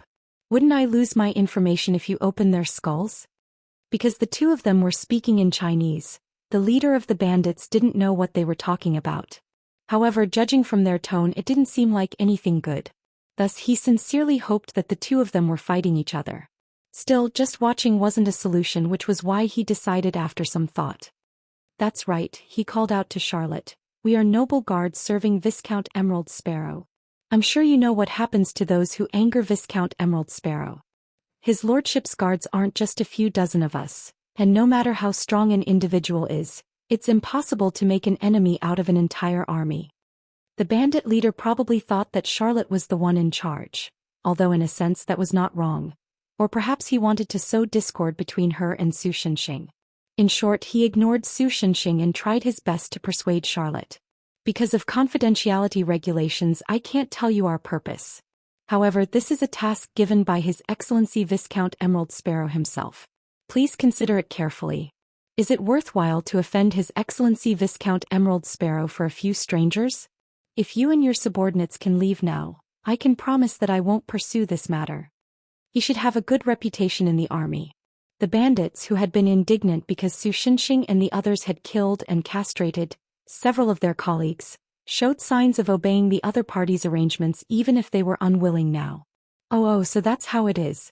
If we leave now, please forgive us. Charlotte nodded as if she understood what the other party meant. This made the bandit leader heave a sigh of relief, but he didn't expect that Charlotte and Su Shenxing had already noticed the flash of malice in his eyes. This guy was probably trying to scare the three of them off with these words and wait until his mission was over before sending people to kill them. After all, even if they didn't know the details, Su Shenxing and his men knew that they had attacked Lauren Claudian for some secret mission. Only the dead wouldn't reveal secrets. As long as Su Shenxing and his men were still alive, there was a possibility that this matter would be revealed to Viscount Emerald Sparrow. Moreover, the bandit leader himself had never suffered such a big loss before, so he was naturally quite unhappy.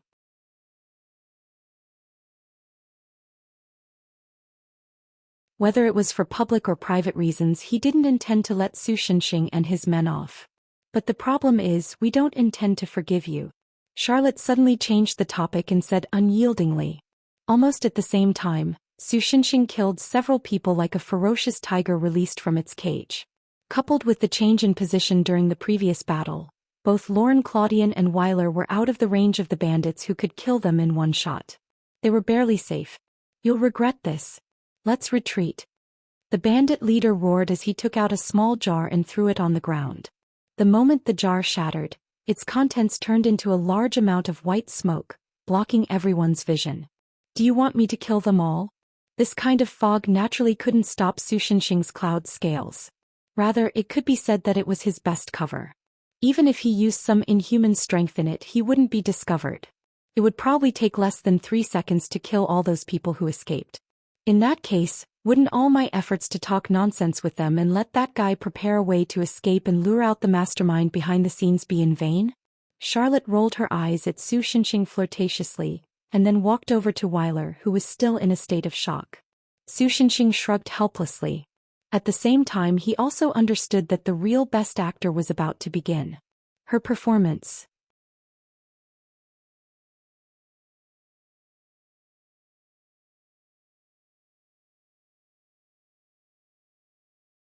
Chapter 637. We meet again. Charlotte smiled at the round-faced boy Weiler, who seemed to be in a daze. Even if she did not care about her appearance as a deity, Charlotte's appearance was of the highest standard when she was in human form. Even a blind person would be able to see her beautiful radiance, and even a mute would praise her appearance. No matter how fancy the words were, they could not describe her pure beauty. Even if she just stood there normally, she would give people the illusion that there was a spotlight shining on her from the sky. To be honest, this state was quite troublesome. so Charlotte would usually use divine spells to make people subconsciously ignore her indescribably beautiful appearance. But now, because she was about to start her performance, she removed the divine spell and returned to her original earth-shattering, not derogatory, beauty. Because of this, Wyler took nearly half a minute to realize that she was talking to him. You are. Wyler unconsciously used honorifics to address the elegant purple-haired girl in front of him, having developed a habit of being a waiter in a restaurant. You probably didn't see me at that time. Charlotte continued to smile. For the sake of acting, she even changed her self-addressed Yuke to the more approachable I. She pointed at Su Shenxing, who had a look of disdain on his face. Then, let me apologize to you on behalf of my friend's rude behavior in the restaurant. But I didn't mind. Wyler carefully looked at Su Shenxing, whose face had turned even darker because he was shot while lying down, and hurriedly shook his head. If you don't mind. Charlotte reached out to the boy, indicating that she was going to pull him up from the ground. Wyler, who had never been so close to a beautiful girl, blushed as if blood would drip out at any moment. He trembled as he reached out his hand, which was covered in mud and grass. Perhaps it was because of the contrast with the girl's jade-white hand. The dirt was quite obvious. The boy subconsciously wanted to retract his hand and wipe it on his clothes. But Charlotte did not mind at all. She directly grabbed his hand and pulled the boy up from the ground. Although he couldn't see the boy's mental activity, judging from his expression and demeanor, he was probably in a rather high state. Just like what my friend said in the restaurant, we're also going to Mount Amos. Do you want to come with us? Charlotte asked the boy. Yes. This made the boy immediately come back to his senses, and he hurriedly nodded his head. What a lecherous brat, Su Shenxing complained in a low voice. At this time, Knight Lauren Claudian, who looked like a coward before, also jumped up from the ground, and then ran towards Su Shenxing and the others at a rather vigorous speed. Just as Su Shenxing thought that this guy was going to say something, he saw the other party suddenly kneel down and slide over on the grass. From the trajectory, it seemed that he wanted to hug Charlotte's thigh. However, Charlotte nimbly dodged it. Therefore, that guy could only hug the thigh of Su Shenxing, who was beside Charlotte. Warrior. Thank you for saving my life, brave warriors. It seemed that the translation module really had to be rebooted. With Su Shenxing's eyesight, he naturally discovered that after this guy hugged his thigh, he first showed a regretful and disgusted expression, and then he began to howl miserably. If it weren't for his poor posture, Su Shenxing would have already pulled the other party down. In this state, if he made a move, this guy might be directly torn in half. Thinking about it, it seemed that it was not a bad idea to make a move. However, my valuable goods have been taken away by those thieves.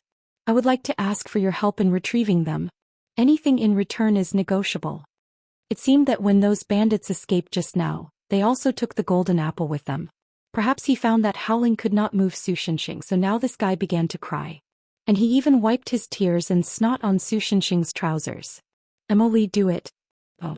Su Shenxing, who couldn't bear it anymore, ordered. Emily, who was eating melons on the side, raised a watermelon out of nowhere and smashed it on the guy's head. In any case, he managed to get the guy off Su Shenxing's thigh. Well done. When we go back, I'll buy you an apple. Su Shenxing praised Emily, who was looking at the remains of the watermelon with a regretful expression. Why an apple? Emily blinked and asked. Stupid question. Of course it's because it's cheap. Suddenly, Emily, who felt that he had met the wrong person, looked even more mournful for the watermelon on his little face. So do you want to help this guy? Su Shenxing poked Lauren's body with the tip of his foot and asked Charlotte. Of course. Charlotte answered as if it was a matter of course. Then wouldn't it be fine if we didn't let those guys run away in the first place? It's really unnecessary. Su Shenxing felt a little tired. After they run away, we can follow the clues to find the mastermind behind the scenes. Isn't it more logical? Charlotte continued to answer as if it was a matter of course. What bullsh *T mastermind behind the scenes? Based on your perception, you should be able to see through everything clearly. Do you need to go through so much trouble to put on a show and arrange everything? If it wasn't for his dark history letter, Su Shenxing would have already turned around and left. By the way, is it really okay for you to play with the heart of an innocent boy like this? As a god. It's okay. In the world I control, there are many people who love me. Charlotte answered in a low voice. Previously there was a human king who loved my statue.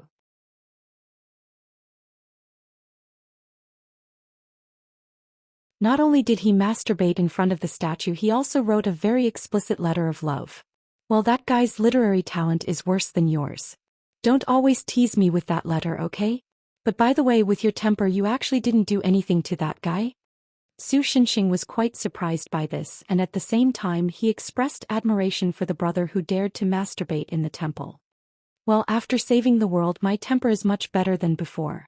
Even if I was insulted by mortals like this, I only supported a duke to rebel in the form of a dream, and in the process I gave a little luck to that duke. Now that the country of the mortal king has changed dynasties, and that reckless guy's body has been cold for many years. He always felt like he had heard a similar story somewhere. Was it an illusion? Su Xinxing silently muttered in his heart.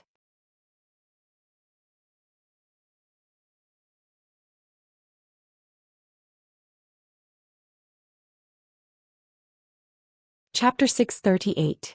Night fell. Weiler sat by the bonfire staring at the sky in a daze. Beside his feet were broad leaves that resembled banana leaves, and on top of them were the signature snacks of Bourbon Town's restaurant, honey jerky. Beside them were several bamboo tubes filled with rye wine.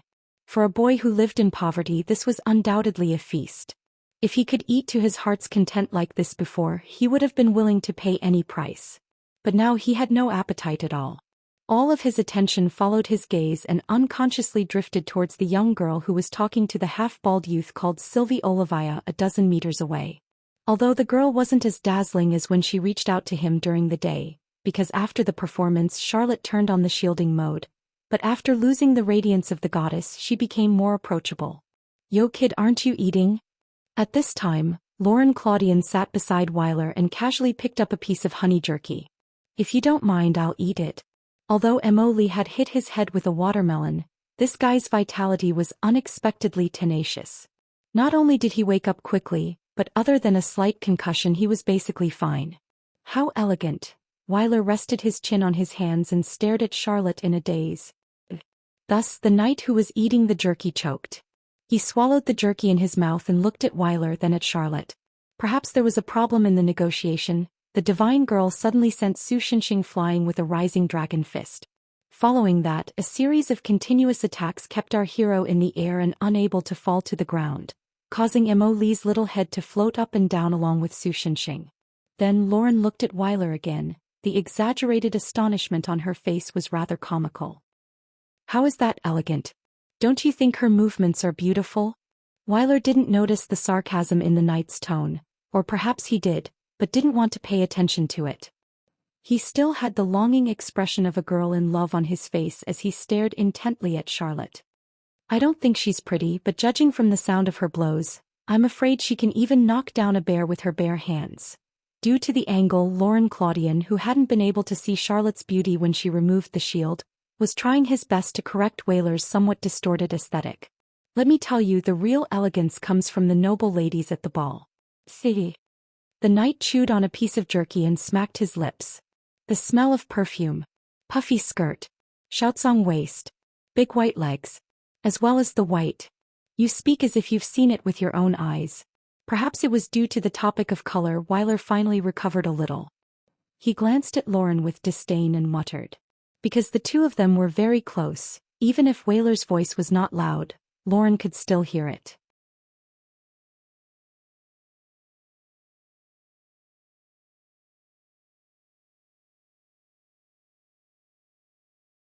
Feeling the bitterness spreading in his mouth, his expression was rather lonely. "On the day I accepted the knighthood, I thought I had regained my lost courage, but now it seems that I'm still far from it." Weiler was silent for a long time before he spoke again. He wanted to ask about Mount Amos and the golden apple, but as soon as he opened his mouth he was interrupted by the voices of several people in the distance. "Charlotte, oh, 999 hits, a new record." "Su Xinxing, I don't think it's worth being happy about at all." Emily, unbelievable, excellent. Su Xinxing, wait, the dubbing is wrong, this is Candy Crush. You're tuning in to the Romantic Tales YouTube channel. Don't forget to subscribe and join us on this journey to catch the most captivating stories.